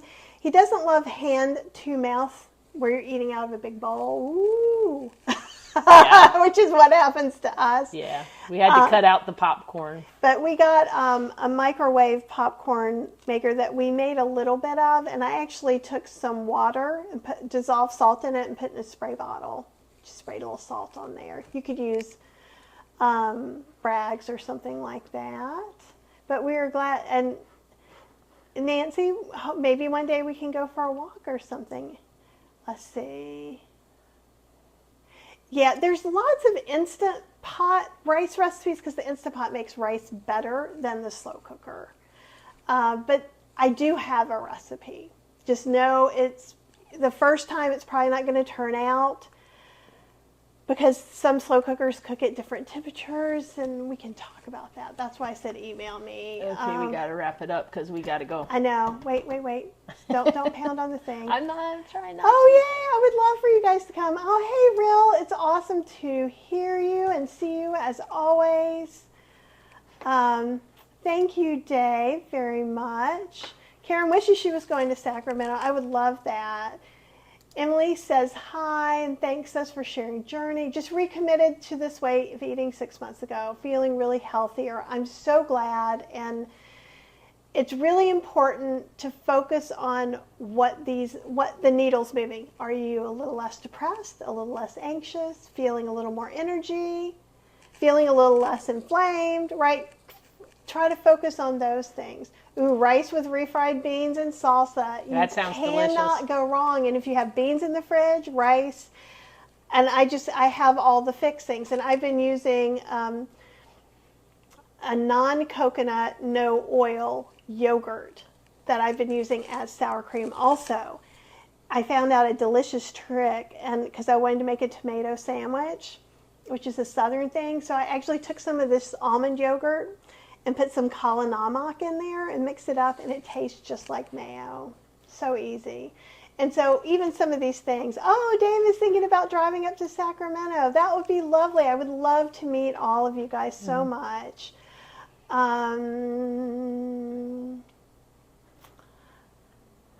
Oh, and Nid lost 80 pounds in 1 year on whole food, plant-based, no SOS. It's like a miracle waking up every day healthy and lean. I'm so glad and proud of you for doing what you needed to do. I wish you lived near me too, Justine. That would be so much fun. Let's see. Oh, and that's good too. Christina adds a little white vinegar to the bowl when microwaving the popcorn. I bet. Okay, we'll try that. Yeah. Be like vinegar and salt potato chips or popcorn or something. Pickle juice. Oh, we can pickle juice it. We gotta try that. I'm sorry. We do get this excited. Okay. Hello from Phoenix. Hello, Diana. And Dave is saying mixing the beans and rice and salsa and putting them in corn tortillas and folding them and air frying, to make tacos. That works really great too. I think that is all we have time for today. If you guys like this and you want more Q&As with Cheryl that probably will start off just as janky as this one did, as like us trying to calm the dog, or hopefully we'll learn our lesson and have a nice peanut butter spread ready for the dog. So we would love to do this because I think it's helpful for us. It helps keep us accountable and honest. And I want to share our honest journey with you, warts and all, and what we're doing that's 100% compliant and what we're doing that's maybe 90% compliant, because I don't want to imply we're doing anything we're not doing either. We're happy for everyone to follow along with us and see how we're doing and how things are going, because I think, if it was me and I was trying to decide if I was going to spend $3,000 to do something, I would want to follow along somebody's journey and see how they're doing as well, because there's nothing special about the two of us. No. Nothing. We are just normal people with normal people health problems, and I think it's important, that we let everyone know exactly, how things are going. Yeah, and I just think, because we didn't do anything miraculous. Like, I feel like all we did was just clean things up a little bit. And I mean, to someone who's whole food, plant-based, no oil, you're like, you were eating a bunch of crap. And yes, we were. But feeling-wise, it did not feel like a giant leap. When it feels like a giant leap is if we open that fridge or freezer and we don't have anything. So if you're looking to try this out, bake some potatoes. One of the things I do I cooked little baby potatoes. You can eat them like that. Put them in a little dip or whatever you're having, ketchup, whatever. I also cut them in quarters and air fry them into home fries. I slice them, air fry them into nacho chips for my queso. And I smash them. I cut them in half and smash them and put them on parchment paper and make crispy things with them. All of those are compliant, okay? And Marilyn says it was so awesome to have Cheryl alive, and it was. And see how she warms up. She's shy at first, but then she gets better. Yeah, I'm getting used to it.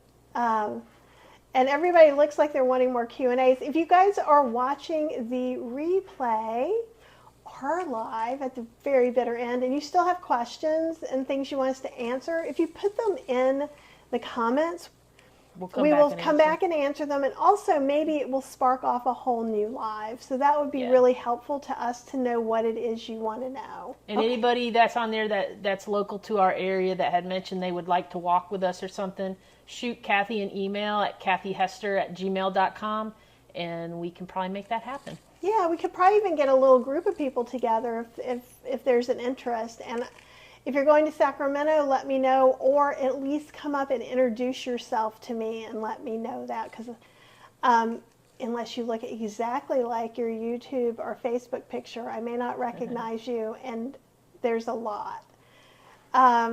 So anyhow, have an amazing, amazing day. Do something kind for yourself, even if it's just baking some potatoes.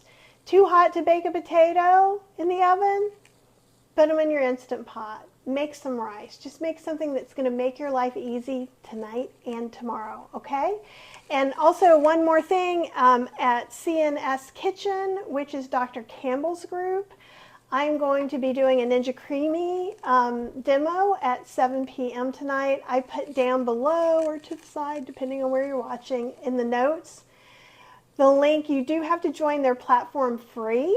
It's going to be open for everyone to watch. So I would love to see you guys there if you've been wanting to know some more about the Ninja Creamy. Not available at 7 p.m. tonight. Got plenty of videos for you to watch on YouTube, okay? Have a great day, and I will see you.